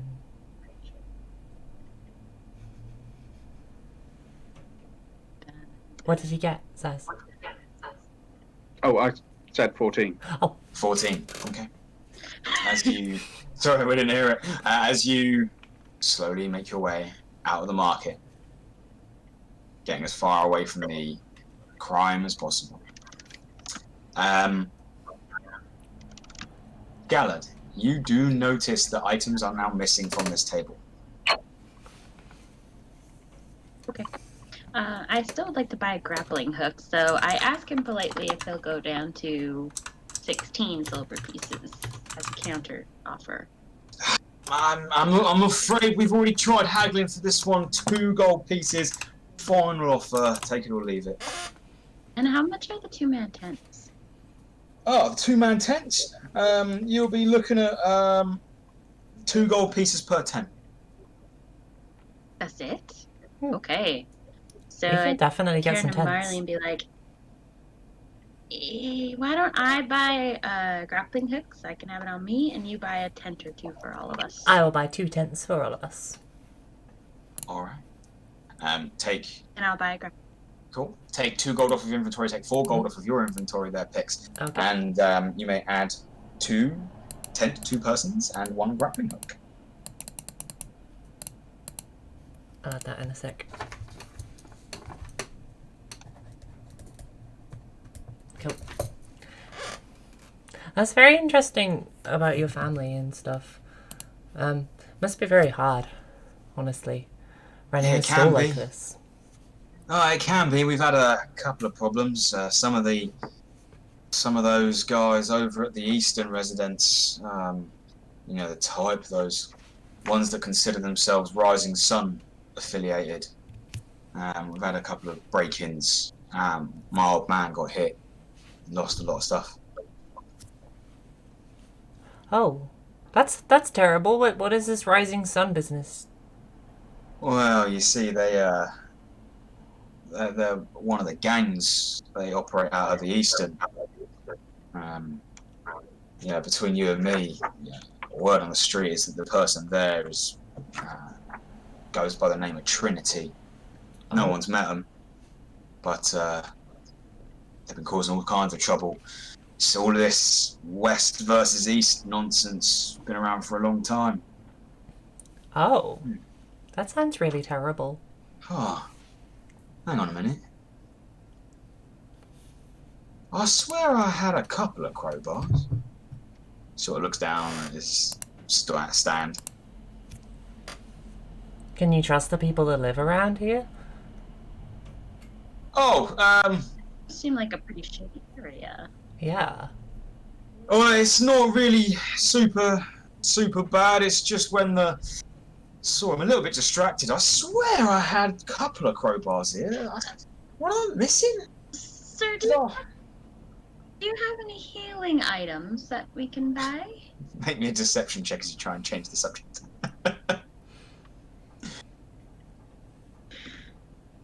High one. 16. Oh, I'm afraid I don't. You'd be looking for the apothecary. They've got quite a few healing poultices. They're really good. Especially if you've been What about magic users? not in town. You seem to know a lot about this area. Oh, well, About the next couple areas. I'm born and bred Thistlewood. We're the largest town in the area. You've just got hamlets and farms on the outskirts. There's a travelling pair of arcanists that come in during the festival. Oh, we spoke to an apothecary about those pair. Have you met them before? Are they nice? Nice Can you is introduce us? nice is one word. Tricky pair of blighters, I'll tell you that. They're good, very good. They love to play games. Pair of short stacks they are. Go by the name of Hocus Hawkus Porkus and Pocus Hawkus Porkus. You'd be looking for the Hocus Pocus magic shop. Oh, wonderful. They sound absolutely delightful. Yeah, just keep an eye on them. Are they All of tricksy? them. Trixie's one word. I've known a few tricksy people in my time. I think we'll be okay. Well, if you like games and you like magical items, they're the ones to talk to. Oh, I do. Yes. Speaking of, actually, I'm performing pretty much all week in oh gosh, Galad, what was the name of the tavern? The fancy one. I never did catch the name. I just went straight to bed. The fancy name of the fancy tavern. I'm performing there, and I think you'd really enjoy it. I think it'd be nice to kick back after a long day. What was the name of the barkeep? Do you remember his name? I did never learn it. Tom. Tom? Oh, you've Yeah. been talking about the Buxom Arms. That's the one. Yeah, sorry, we're completely new in town, but I decided that it would be nice to perform for everybody in the tavern. They seemed quite like they needed some music in their lives. Well, I Question, mean, sorry, Pete. What did you say the name was? I missed it. he called them Hocus Hocus Pocus and Pocus Hocus Pocus, who run Hocus Pocus. No, of the bar. The Buxom Of the Arms. bar, the Buxom Arms. Thank you. Well, it's been an absolute pleasure speaking to you, Norman, and I bid you a good day. Oh, well, thank you very much. Now, if you don't mind, I need to make sure that I've not left some stock out in the boxes. I swear I put several on there. He sort of starts rummaging around. Well, I hope it all turns up. Mamba, Whatever. what would you like to do during all this? What are you doing during all this? You just sat back and watching, or is there something you would like to do? Yeah.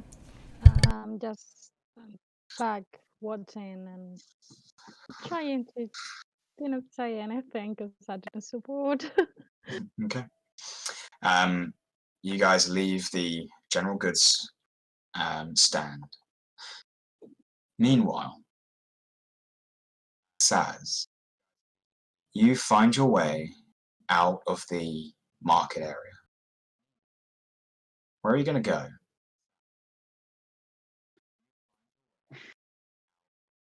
What do I You've have got- invisibility for? You are still invisible. You did not ask during the time, so you have no idea how long you're invisible for, I'm afraid. Jodie! At the market, you know that the Courtyard of Revelry is nearby. The Central District is nearby with the park. The Eastern and Western residences are a bit further.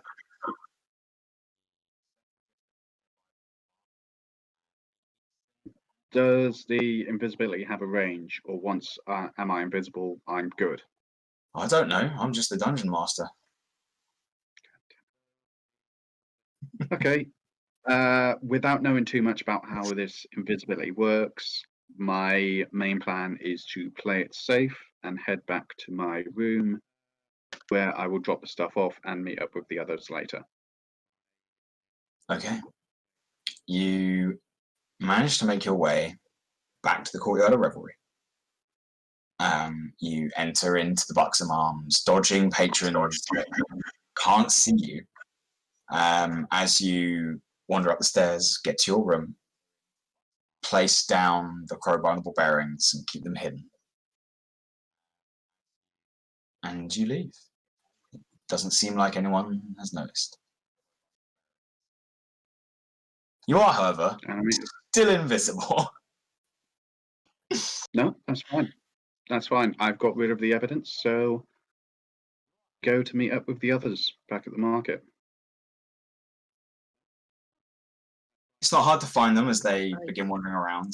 What are the rest of you do? What are the other three of you doing at this point? I think I'm just nosying around the stalls. I'm just watching after Marle to make sure she doesn't get out of hand. Do the other I'm three just know that I'm checking there, out. or do I sneak up behind them? They do not know you're there. Sorry, Mamba, what was that? I'm just looking around with the shops and with Marle and Glad. It's although it's a large and busy market, it's a lot more of a farmer's market than anything else. You do see a small stand that are selling weapons, though they are quite basic equipment. There's definitely a lot more of an emphasis on bows and arrows, things that are practical to hunt with. But aside from that, there's not too much at this market. I turn to Marle and say, Jodie's getting a little restless in the crowd. Do you think we could go back to the tavern for now? Yeah, I think I'm good. Unless anybody knows of anywhere that sells either a pearl or a rapier, I'm good to go back. We could probably find that stuff when the market, what is it? The festival thing next week comes. Festival, thank you.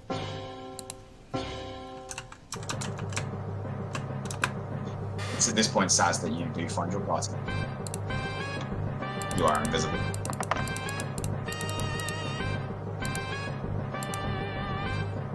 You scare the bejesus out of us, Saz. I'm still torn between who I pick. Marle is darting around. Galad is keeping a watchful eye, and I'm learning not to piss off the taller one. That would leave the last two victims to be either Mamba or the bunny.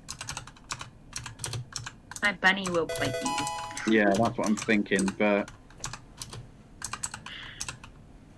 imagine the ruckus that half the townspeople see a flying bunny. Oh my god, you have to. All I see is you guys can't see me, but the bunny will probably see me. But she can sense you. Is that why the bunny's restless? Maybe. She senses you trying to sneak up on us. But I you look- can fool her with a good check, I'm sure. Okay, I'll be good. I'll lock eyes with the bunny and sneak up behind Mamba and then just gently pick her up. But can I see him? Because I can see invisible things, right? You can't see invisible things. No, you can see in the dark. You cannot see invisible things. Make me a strength check, Saz. Roll a d20 natural strength. Mamba, make me either a strength or a dexterity check. Are we still on disadvantage? This. You Oh, are wait, I'm both. invisible. You are I've both got a at new disadvantage. Yours doesn't flatten out. This is literally you trying to pick them up. Being invisible does not help.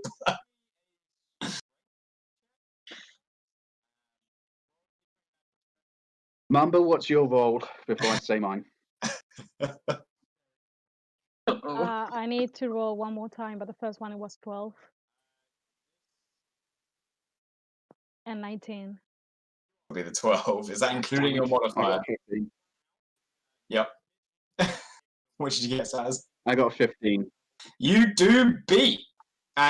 Mamba, you suddenly feel yourself lifted into the air by an unknown force. You can feel the hands around, like probably your waist, as you are hoisted into the air by nothing. What you do? I start yelling. I assume it's Saz, so just I look yelling. at Leave Mamba me dead in alone the and eyes. put me back No, to the she can't. floor. I look Sorry, at Mamba dead in the eyes where she can't see and just say, boo. And I just look to Marle and be like, I think Saz is back. Oh, hi, Saz. I forgot to tell you. You get invisible. You get invisible for about an hour. Oh, I'll be quieter. For reference, if you want to cancel the spell, you can. But Saz can't. Oh, well, if we're gonna cancel a spell, I probably shouldn't do it in front of everybody. At the moment, there's already a lot of people that have just turned and they're pointing and gasping at the floating gnome. Guys, What is this? we What should kind of go. magic? See this? You can I just go. I just hold up my staff and be like, sorry guys, just a prank on my friend, and put it down. Not move. You rest Mamba down on the floor. And quickly Scarpa is far away from the scene as you can. Okay. What do you guys do? You get away from the scene. We were going back to the tavern, right? I think Do you Yeah. drop the spell on the way back? Yeah. No. No. Oh, okay. No. I'll keep Saz invisible. Okay. I mean, One back. we're getting a long rest after this. We might as well just keep it going. You Fair. continue walking. You assume Saz is still there half the time. They're pretty quiet when they want to be, especially when they're invisible. And you make your way back to the tavern, entering the doors of the Buxom Arms. It's still about midday. What do you want to do? You see Tom cleaning glasses. The staff still preparing. A couple of patrons now. Those that had been passed out the night before have woken up and just stumbled home. Some have continued to drink. Well, I think I really want some lunch, so I'd like to order a nice big joint of ham for everybody. Preferably I'm so honey glad you said roasted. ham then. What was that, Saz? I'm so glad she said of ham then. So you order your joint. You sit down. Spark up. You get your cutlery out and settle down. And you get some food. Are all of you just gonna take a moment, just have a meal?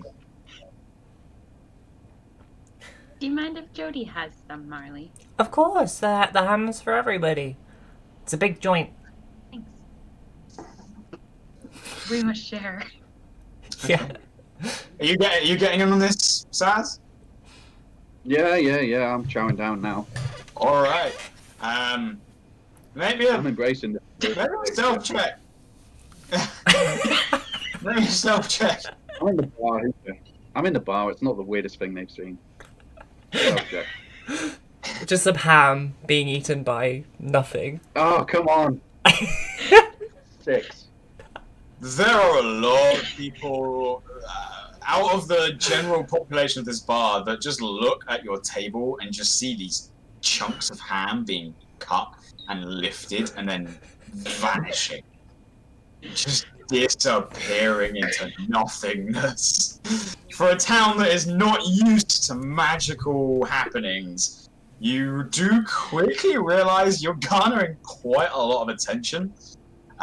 One of the other things that you do notice that you've definitely not seen many elves here, and there are 2 of you, and people are definitely paying attention. Oh. Your food goes down nicely. You eat in relative peace. Tom comes over and he says, "A silver piece for the ham, and the little bit extras, if you would." Of course, Tom. My pleasure. And then he takes the coin. He turns around, and as he turns around, Saz just poofs into existence. He sort of looks over his shoulder, gives it a weird eye that you're suddenly there, shakes his head and goes back to the bar. Just not really ready. He's mumbling away. I look at Tom and say to him, be honest, this isn't the weirdest thing you've had in a bar. You're right. Being told someone that was pregnant was turned into a frog and gave birth to tadpoles. And you know what the best thing about that story is, Tom? It's not even the weirdest thing that's happened to me in my entire life. I've had a lot of weird things happen to me. And That's going to explain Knowing it. Marley, it's an everyday experience for her. Can I please get whatever you recommend for a really good drink for me and my bunny? And you've got an alcoholic bunny. Yeah, she's like an extreme heavyweight. She won't get drunk, don't worry. Oh, bloody elves, as he goes over to the bar. He comes and gets some extra booze at bit of midday drinking. Brings it back over. This is the strongest scotch we've got. I'll pour a bowl. It'll be 5 silver pieces for a glass. That's okay. You don't need to pour a bowl. She'll shot it. What? Right. 1 shot, 2 shots. 5 silver pieces, please. Okay. I'll take one of those shots Finally, pay too. for my drink. Of course, yeah. If I'm paying for your drinks, then I'm Really? taking one for myself. If you pay for my drinks, I'll play drum at performance. That sounds like a very good trade. Anyone else want a drink? Don't mind the patronage. I'll take a mead. Thanks. That'll be fine. That'll be Shot glass. 2 silver pieces for the mead. Okay. And nothing for you, little one. I'm alright, thank you. All right, I'll leave you guys to whatever strange nonsense you're up to next. Please don't turn any of my patrons into frogs. Definitely won't turn them into frogs. I sadly don't know that spell. Right, good. And he wanders off back to the bar. Right, it is midday. You guys have... The day's yours. What do you want to do? Well, Should we play some paper football? That was fun at the last part. I still think we should find out a bit more information, or at least share what we know so far. What I picked up from the store was a crowbar and some ball bearings. I didn't feel up for stealing the tents and the sleeping bags or whatever. well, that's okay because we bought some tents, so it's all good on that front. I saw what you stole, so we made up the rest with what we bought. Perfect. So how many days until the festival's in town? 6 days by my count. 6. Wow. Okay. And how close is the nearest town, do you think? If we could walk somewhere that's got magic now, we could have double the opportunity to find out about our little problem. I mean, I do have this map here. There's a town. We could hit up a small town and then come back for the market. As a day trip. Or we could stay here and find out more information about the mayor, the princes, the gnolls, and all that stuff. Through your knowledge of Marle, the surrounding land, it's been described to you guys that the surrounding areas to Thistlewood are mostly, especially within a couple of days, are mostly hamlets and so very small communities and farmland. The closest major town would probably be in the direction you want to head is Driftwood, or you could take the main highway and look for a larger town down the road in the opposite direction to the east. How far away is Driftwood? Driftwood is about a week's travel. Okay. No, more than that. It's about 2 weeks. Whoa. By foot. You can half We out. have the rooms here for a week. We might as well stay here, hit the festival afterwards, and then leave. I mean, Tom is aware that we're here for the festival, so if we leave a bit before, it'll be, I don't want to say suspicious, considering I just turned invisible / visible to him. But we at least should stick to at least some of our story, Yeah. unless anyone else has ideas. If you guys don't mind, I'd like to go hunting once or twice. Get some meat. Perfectly fine. Try out our new grappling hook. No, I heard what you You were know. doing about the whole sausage idea. That does sound ingenious. It's a revolutionary sausage idea, frankly. Like, I can't believe I haven't seen anybody on the road doing that. I can't believe we haven't done it in real life. We don't have to worry about getting slivers in our meat and our veggies when we roast them. We could totally have like a campfire at the edge of the forest and just like have a talk. I Get to did know each hear. other a little better. That's true. We Mamba, don't correct me really if know I'm each other wrong. very well. Sorry? I only But correct me if I'm wrong, but we heard a story about the forest, didn't we? That it'll be better to go around than through. will only be at the edge of it though. If we meet monsters, I mean we already took down a gigantic octopus. I think we'll be okay. Yeah, I think we've got this. Yes, but considering we heard stories about a forest that people go in but don't go out, even a farmer's axe was left behind from someone that didn't even reach the wood. See, it's funny you should raise some concerns about a forest where people don't, when people don't come out of them. I happen to know why they might not come back out,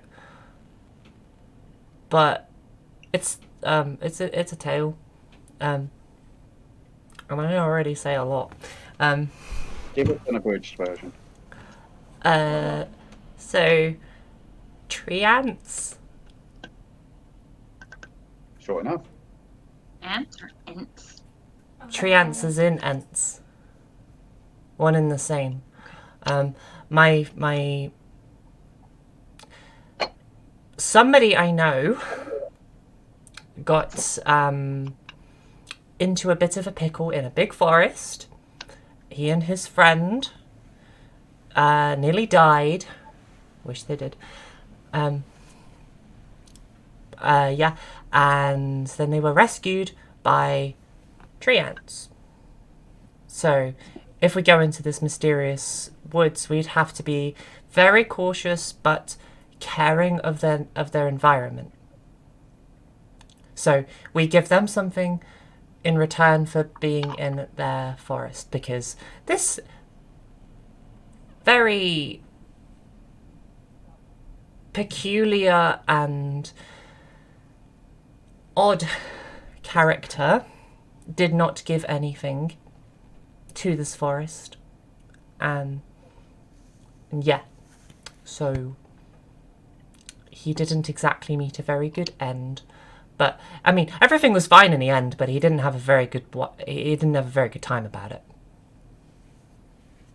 Well, I mean, my crown and dress are literally made of blessed flowers from my forest. They'd probably make a good gift for a tree spirit. That's a good gift. If you're thinking we can make it through the forest, I think we can with an offering for sure. yeah, we can do an offering. That means we have a week here to find a good enough offering for them. Yes. So the forest that you were told of is the Springwood, and that is past Driftwood on the way to the Marle. The forest nearby you is the Thistlewood. Is there anywhere nearby we can get horses? You could probably find some at the market, actually. Quite a lot of livestock. What if we got some horses? Yeah, I mean, you seem to have a lot of money. How did you come by all that money anyway? I found loads in the cave. It was a nice big bag.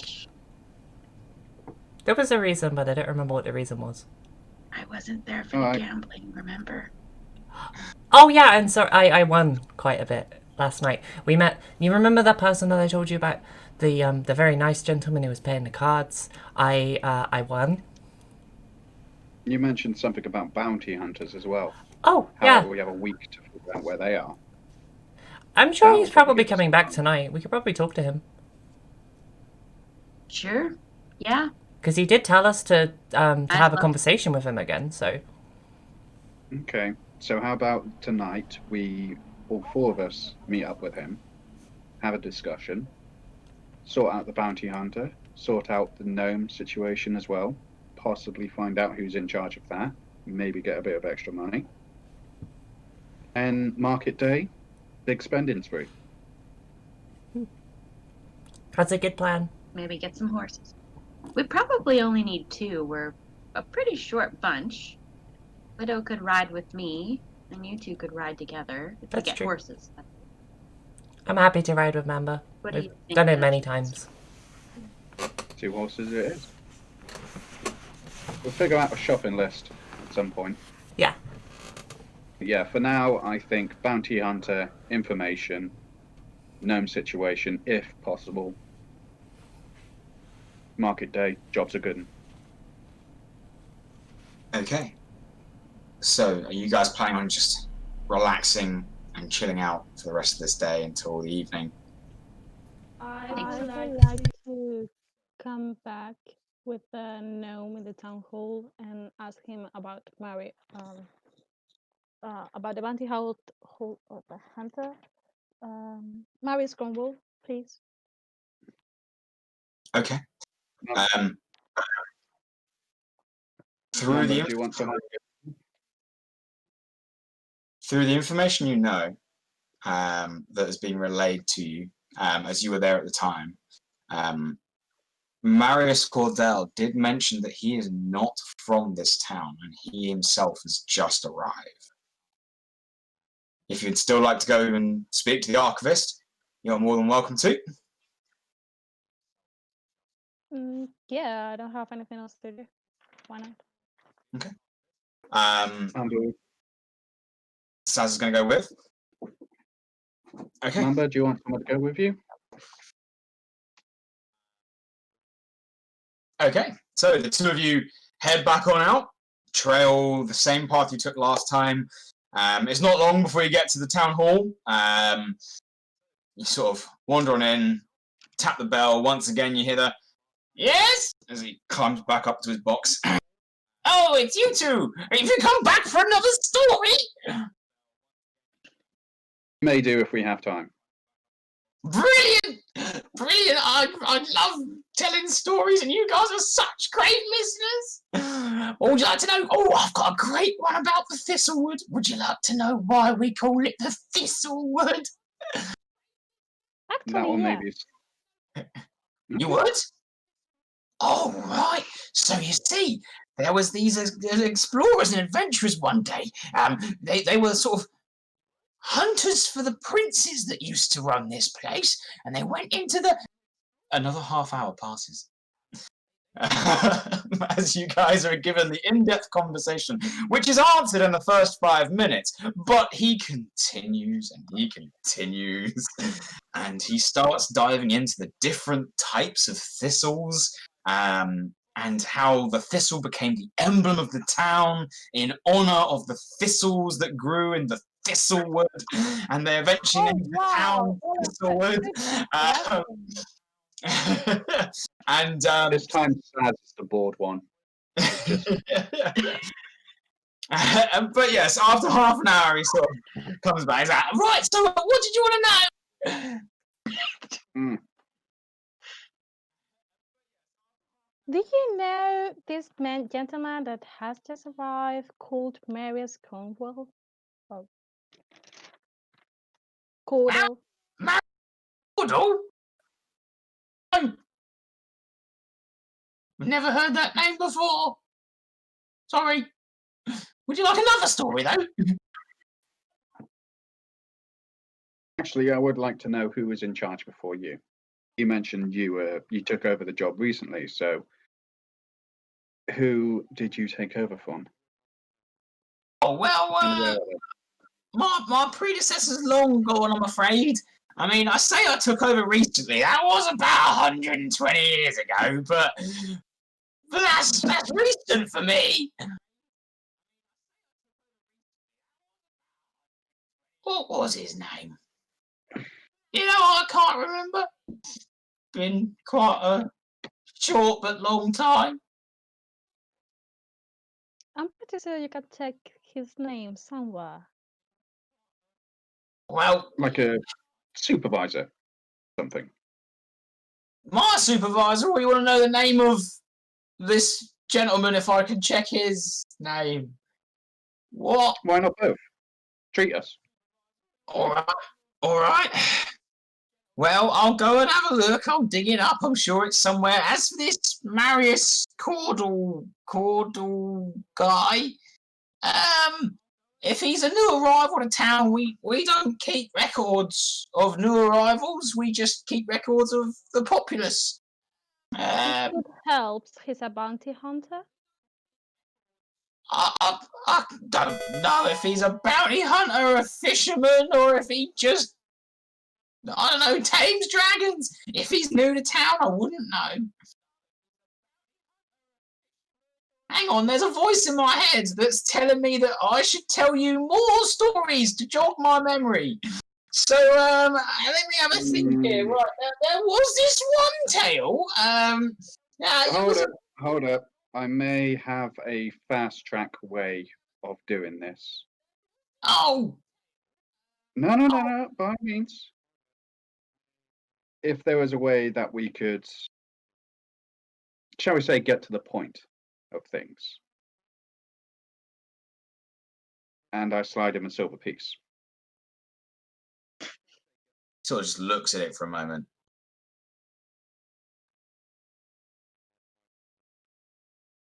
You know what? I'm not a barman, right? I'm a city official. I never said you were, but clearly you are working hard for this, and surely you want something else to return your efforts. You're right. But this isn't one of the residences. Silver piece ain't gonna get very far, I'm afraid. My memory is just so bad. If you don't want it, I will quite happily take it away. It's no problem whatsoever. Well, you know, it is a start, but it's so locked away in my memory. It's a long way, about 120 years. Oh. Mamba. Suggestions. Shall we just skip straight to the gold? You want me to come by and intimidate him? Oh, you unfortunately are you've not got there. You are unfortunately not there.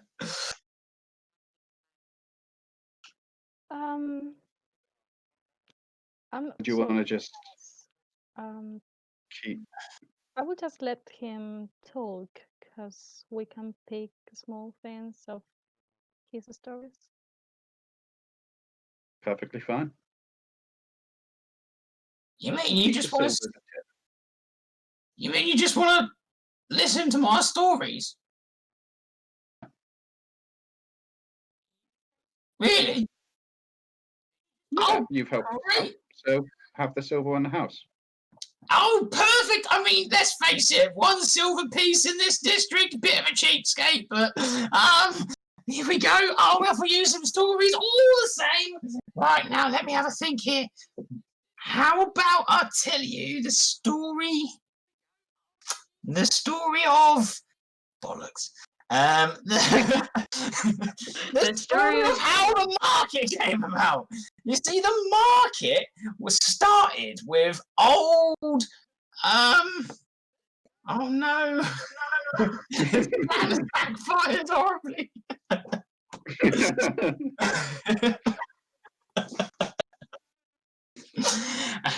Right, yeah, the market came by when a cow was sold for a single copper piece. And you know what that person did?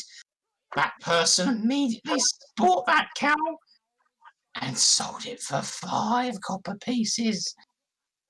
And that person sold it for 5 gold pieces. They're just making absolutely loads. How long do you sit there and listen to random mumblings and stories? Who passes out first, me or Mamba?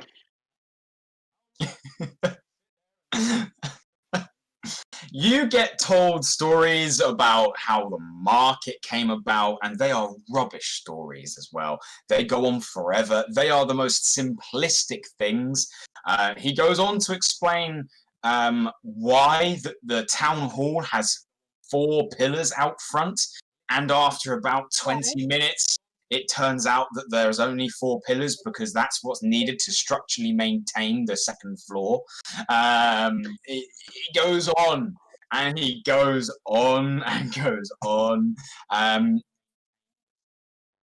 Do you sit there for at least 2 hours?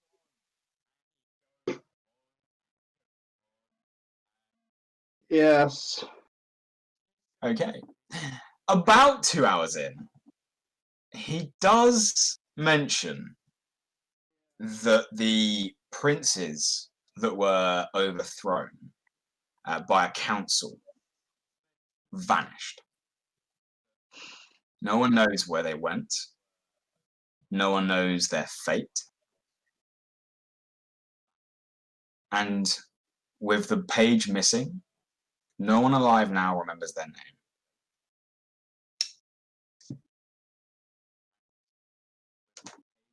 That is about the only useful information you get whilst sitting there for 12 hours listening to his screeches.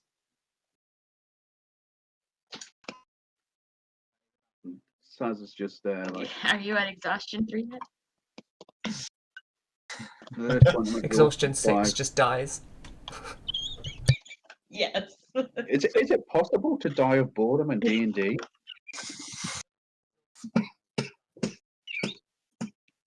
I'm sure we can make it happen. Okay. After this, you guys do manage to head back to the Courtyard of Revelry. You do meet back up with Galad and Marle. You sit down. You have a moment just to talk amongst yourselves. It starts getting quite dark, and before long, you do notice coming in through the saloon doors the Morok, the four-armed, dreadlock mohawked woman. Her cloak back over her to keep most of her structure hidden. Though this time, as she's entering, you do notice that there is both a great axe and a great sword strapped across her back as she continues walking through, looking around before attempting to find a table near the corners and settles down.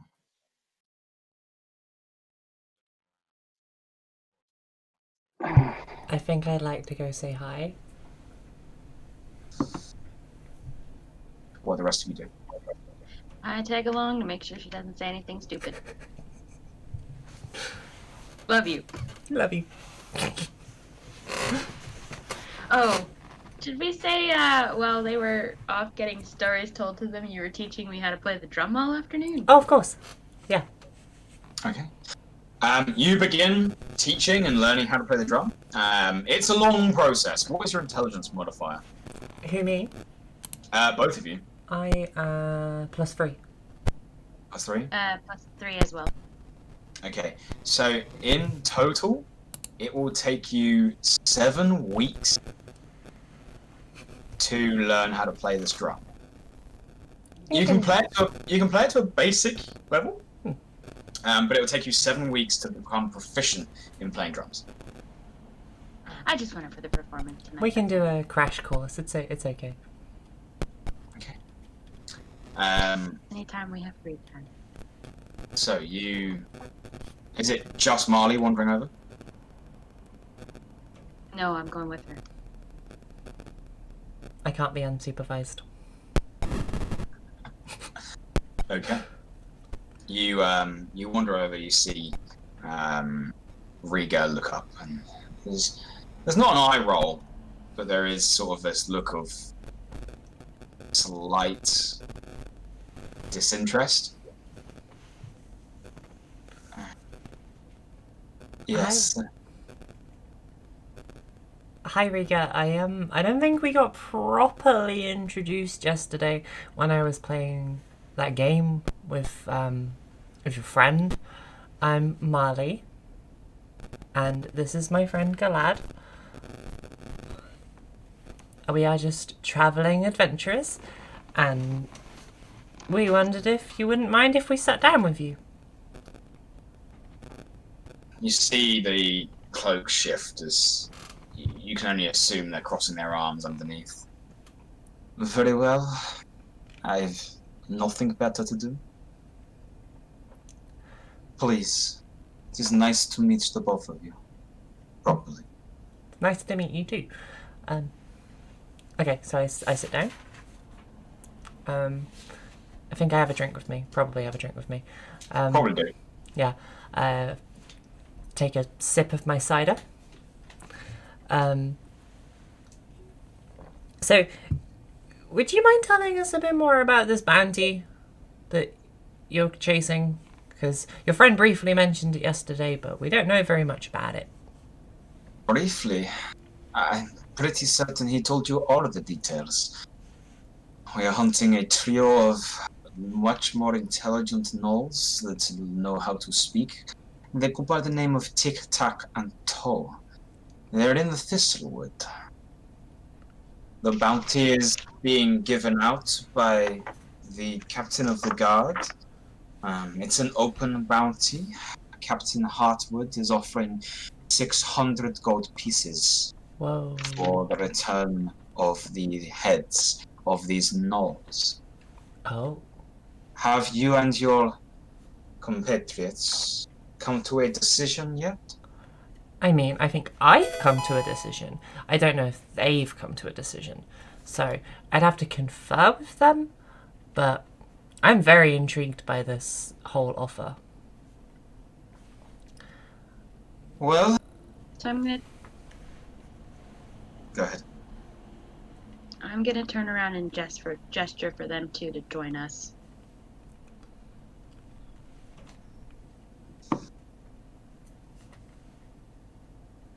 And do you? Yeah. We join them. Yeah. Okay.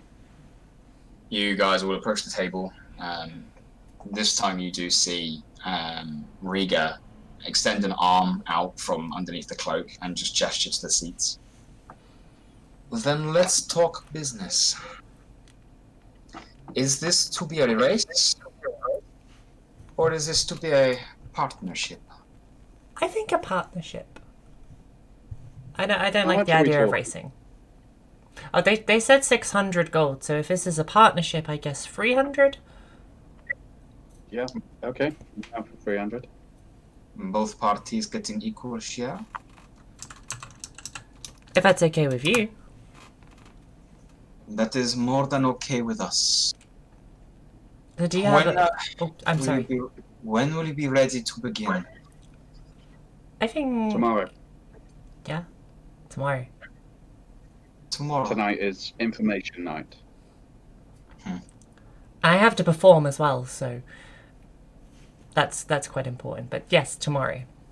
Another performance like last night? Hopefully, yes. All weekend. All week. Good. Then it is a nice thing that I will have something to watch whilst we wait in this rather boring little town. It is quite quiet. But I've noticed everybody seems to be very angry at each other and on different sides of the town. It's very confusing. I don't really know. I don't really understand the town at all, but everyone seems very weird. Some When did you kind two?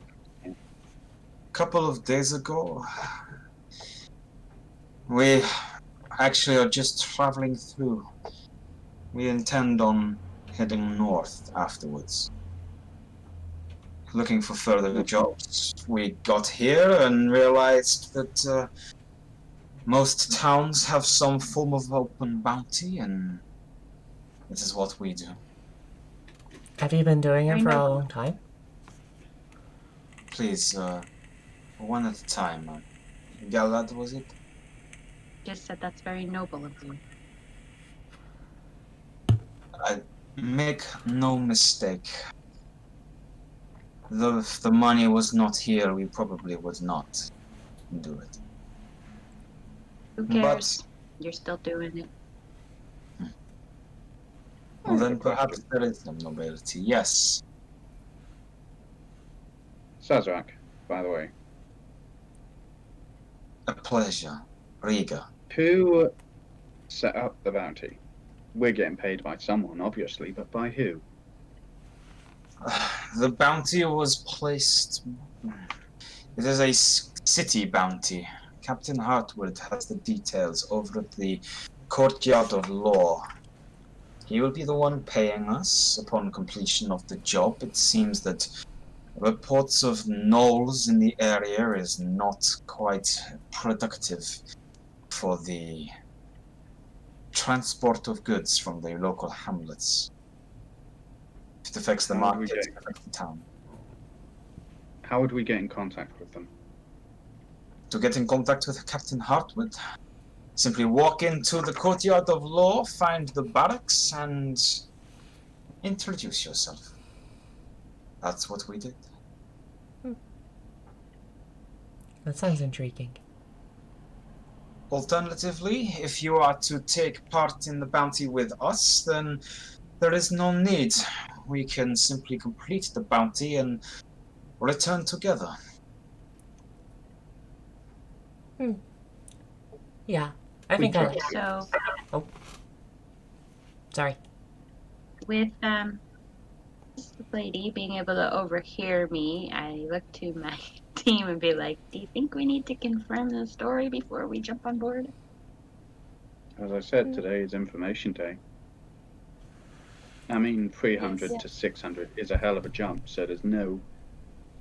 They could potentially stab us and take the 300 to the 600 for us. In which case, we need to be careful. Not saying we don't trust them. By all means, we'll find out what information they know and use it to not necessarily a group advantage. If they've got information, we'll share. But Yeah, I'd rather not make enemies if we can help that. I feel like I trust them completely. Of course you do, honey. Mm. I haven't Mamba, had what do any you think? reactions from Jodie. I don't trust them. Okay, so we have one for do, one for don't, one for sus, and that leaves Galad and the bunny. I'm always on the fence about people. So I won't make my decision until after all of this is over. I can guarantee that. All right. Take it each day by day. We'll learn our information. And we'll pick apart what they know, plus what we know. Together, I'm sure we can form a full story. Are you quite done with your conversation? My apologies. Were we keeping you from something? No, but the general body language of the room was not quite conducive to a good partnership. I'm curious as to whether or not you are going to attempt to split this bounty at all. If we all put in the work, are you planning on double-crossing Marius and I? We could say Because the if same you about are, we have been in this bounty hunting business for a long time. Marius thought it best to confront you as capable individuals, offering you a chance to do this, and do not get us wrong. We can do this bounty without you. So why What? come to us? Yeah, so why Because allow us to join? Marius thought that it would only be a matter of time before you came across this bounty yourself and decided you would like to take part. He was most curious as to whether or not we would be racing to complete this bounty, or whether an agreement could be made. If we make an agreement, we will stick to that agreement. I'd have to meet this Marius guy before I could make I can vouch for too him. He much of a seems really decision on it. nice. Well, Everybody- you can vouch for You us. can vouch for anyone. Everybody seemed very distrusting of him, and I don't get why. He seemed really nice. Because fine. seems really nice. If We'll you bite. wish, good. If you wish to speak with Marius tonight, you will find him next door in the Crimson Belladonna, sating his more carnal desires. That man has more money than sense. Oh, is that the weird sex club next door? The brothel, darling. The brothel. Sorry, we just call them sex Apparently clubs. you are not to go in there. There could be all I've sorts of never lovely been to people in there. one. There are definitely some characters, though I wouldn't trust every flower you see. After all, the belladonna is one of the most poisonous flowers in existence. That's true. That's very true. Okay, I so roll deception. What for? What are you trying to do? I'm curious to know if this person will eventually betray us. Roll an insight check then. This is to get a reading on the person that you're speaking to. Can I do it too? Yes, I will allow 2 people to do it. I've rolled a 9, unless anyone wants. Looks like Mamba's also taking part. I roll an 8. You want me to roll again? Nope, they've rolled separately. Okay, so 9 and 8. You guys get the general feel from their body language and their tone. There is a sense of professionalism here. They are just as suspicious of you as you are of them. There seems to be a fair amount of knowledge behind what they say. But they don't seem to be deceiving you, or at least not intentionally. Okay. So is everybody on board with doing it with them? Because We'll have to know what information you know first. We'll share what information we know once we get it, obviously. Didn't she already share everything she had, though? Yes, the knolls but are it's in only the fair. Thistlewood. It's only fair that we are all on equal playing field, so that we not necessarily start this race off at the same level, but more we know what everyone knows. Well, I have told you everything we know. The knolls are in the Thistlewood. We intend to begin tomorrow, if you are ready. We'll take some supplies, enough for a couple of days, and we will begin a hunt. Treat them like animals, for that is the kind of tracks they will leave.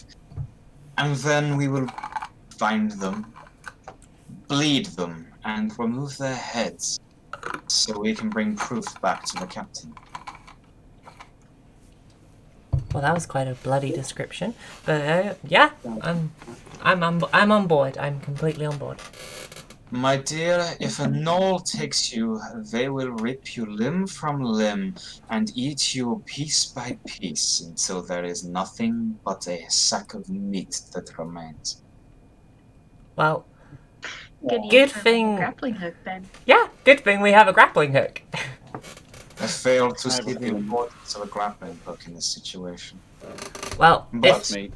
if they attempt to That's do me. anything like that, then they will see the sharp end of my sword. That is the attitude that we are expecting. I have quite a few tricks up my sleeve, so I feel like me and my party will be very good help for you and Marius. Good.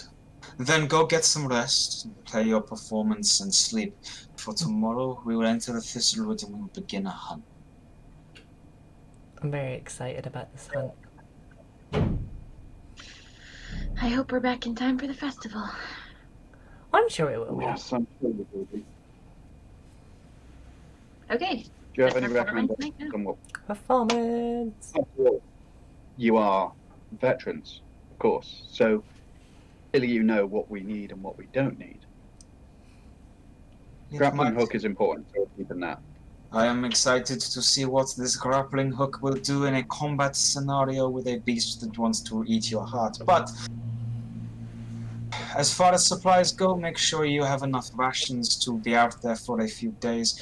Firewood will be needed to be gathered, so equipment for cutting trees or gathering what you can off of the forest floor. I would highly recommend you have some form of healing poultice or potion, unless you have magic that can sustain you. We do not know if these fights will come back to back, or if we will have a rest in between. I mean, I have a few tricks up my sleeve, but I think we should probably get some potions or something. Weapons as well. Oh, I'd love a I pearl. just want one potion. I hear the local apothecary sells healing poultices that might be the difference between life and death. perhaps you should spend some as a group to keep yourself up to date. Now, if you do not mind, I am going to enjoy my drink. I am going to enjoy your performance, and I am going to go to bed. That sounds like a lovely idea. We will leave you to your drink. And thank you for talking to us and inviting you on our little adventure together. I look forward to Sticking around for the first one. I might be. Oh, I hope so. It's going to be wonderful. I just taught Galad here a little bit on how to play the drums. They sort of lean back. Mamba, what are you? I was thinking I would like to go to the bottle Belladonna, take a look what's around, what kind of people is around, and, well, investigate a little bit. I'm down for that. Galad, you up for another evening of babysitting? I promise I'll take next watch. Yeah, that's good. We're gonna be on stage pretty much all night anyways. And I love her music. Okay, I'm down for that. Okay. So, as the night begins to close in, Marle and Galad take to the stage and get ready to begin their performance, whilst Mamba and Saz step outside, round the corner to the next building over, as they are ushered and welcomed towards the large doors of the Crimson Belladonna, pushing open and stepping inside to a lavish foyer. And that is where we'll end tonight's session. Heck yeah. We really are like a story-heavy RPG, aren't we? Fuck yeah. The beauty of D&D. Love it. Oh, God. Run. I love that this has now turned into babysittingmarley.com. Basically, yeah. We have to. I can't wait for you to meet my other seasons. Marle can. Like, I really can't wait for you to meet my other promise seasons. I will take better care of Marle. I can't wait till you see me and Jodie in rage mode, you guys. It's gonna happen eventually. Fuck yeah. Oh, I'm expecting it to. Angry Rabbit. Oh my gosh. It's going to be that Funny. funny Monty Python. Oh my God, no. Oh, We'll have to get a holy hand grenade. can be arranged. If you've Make got it. Oh gosh. Okay, I'm gonna do what we did last week, and actually no, this time I can leave the call and switch cams and stuff because I have got Oh, Steve wants Cogsworth because you said you'd do it next week. He's holding you to it. He is so close to the gnome. So, one question. Yep. One question. 7 weeks to learn the drum. Is that in-game time or is that like hour time? So that is in-game time. So it is a long time, but in theory, any proficiency, be it a language or a skill, or like a tool skill, sorry, I should say, can be learned over time. It does normally takes 10 weeks of downtime. That number is lowered by 1 week per intelligence modifier. So, and that it depends on the computer and your own intelligence as well. If I get a book on it and read it, can I speed that up a little? It won't speed it up, but it does mean that if Marle is not around to teach you, you can continue learning. No, I'll stick with Marle teaching me. I'm gonna have to babysit her anyways, right? Apparently so. For now, I promise I will take up sessions here and there. Music lessons for everybody. Well, that is at the end of our session, guys. Thank you very much for tagging along again. I hope you guys all have fun. I hope chat. I don't know why I'm looking at my phone down here. I hope chat had fun. And, Chat looks like they had fun. Yeah, let's pass the reins back to Pix and Fuck yeah. let them close up. When do you want me to pick your brains about things? Whenever you like, just shoot me a message. Sure. Yep, I will get back as soon as I can, and we'll go from there. Sounds cool. Wonderful. Yep, no worries. All right. Awesome. Take care, guys. Awesome. Thank you very much. Take it easy. Bye. Bye. Right. Bonk. Disconnect. Hang on a sec, guys. Camera's coming. Ah! Cool. We have a second camera. Oh my god, isn't that cool? Okay. What am I doing? Ah! Who's hosting? Vintage, hello, how are you? I love this host music. I love it so much. Vintage, thank you for the host. We're literally just leaving. But we're doing what we do normally, which is go on a wee raid. Yes, you also get some sleep, Steve. Thank you for being here. Who are we going to go see? Melon, thank you so much for being here and saying hi and stuff. Alina, thank you for all the bits. Thank you for the new follows. I absolutely love you all. You're amazing and adorable and you're super cool. Who the fuck is live? Anyone I like. Oh, my friend Leadopus is streaming. We could go say hi to Leadopus. So, just so you all know, next session is next Monday. Same time, so 7 o'clock. And tomorrow I'm streaming some Pokemon Emerald, which is going to be fucking cool. Someday I'll make it. It's okay, Melon. If you want to watch the VOD, it's going to be up. And I'm putting this on YouTube as well, so you can watch both of the episodes. Hey, just walked back for the end, but gonna hang out with... Oh, that's cool. I'm glad you guys enjoyed it. And obviously, if you want to join the Discord, then by all means go ahead. A follow is appreciated. And we're gonna go see my friend Leadopus because he's really fucking cool. I'll find out what he's playing in a second. Alright, what we got? He is playing... I actually don't even know what that game is. Something about... Oh, Final Fantasy. Sweet. Cool. But yeah, go follow me on YouTube if you want to. It's actually... I'm going to be getting some more uploads up there fairly soon.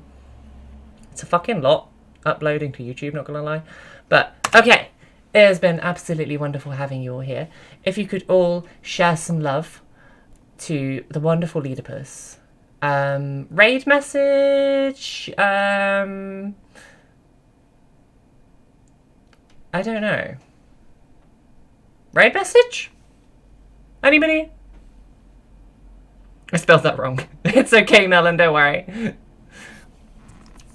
Yeah, we're doing a giveaway at 50 subs, and I think we are 2 subs on YouTube away for the Redbubble giveaway,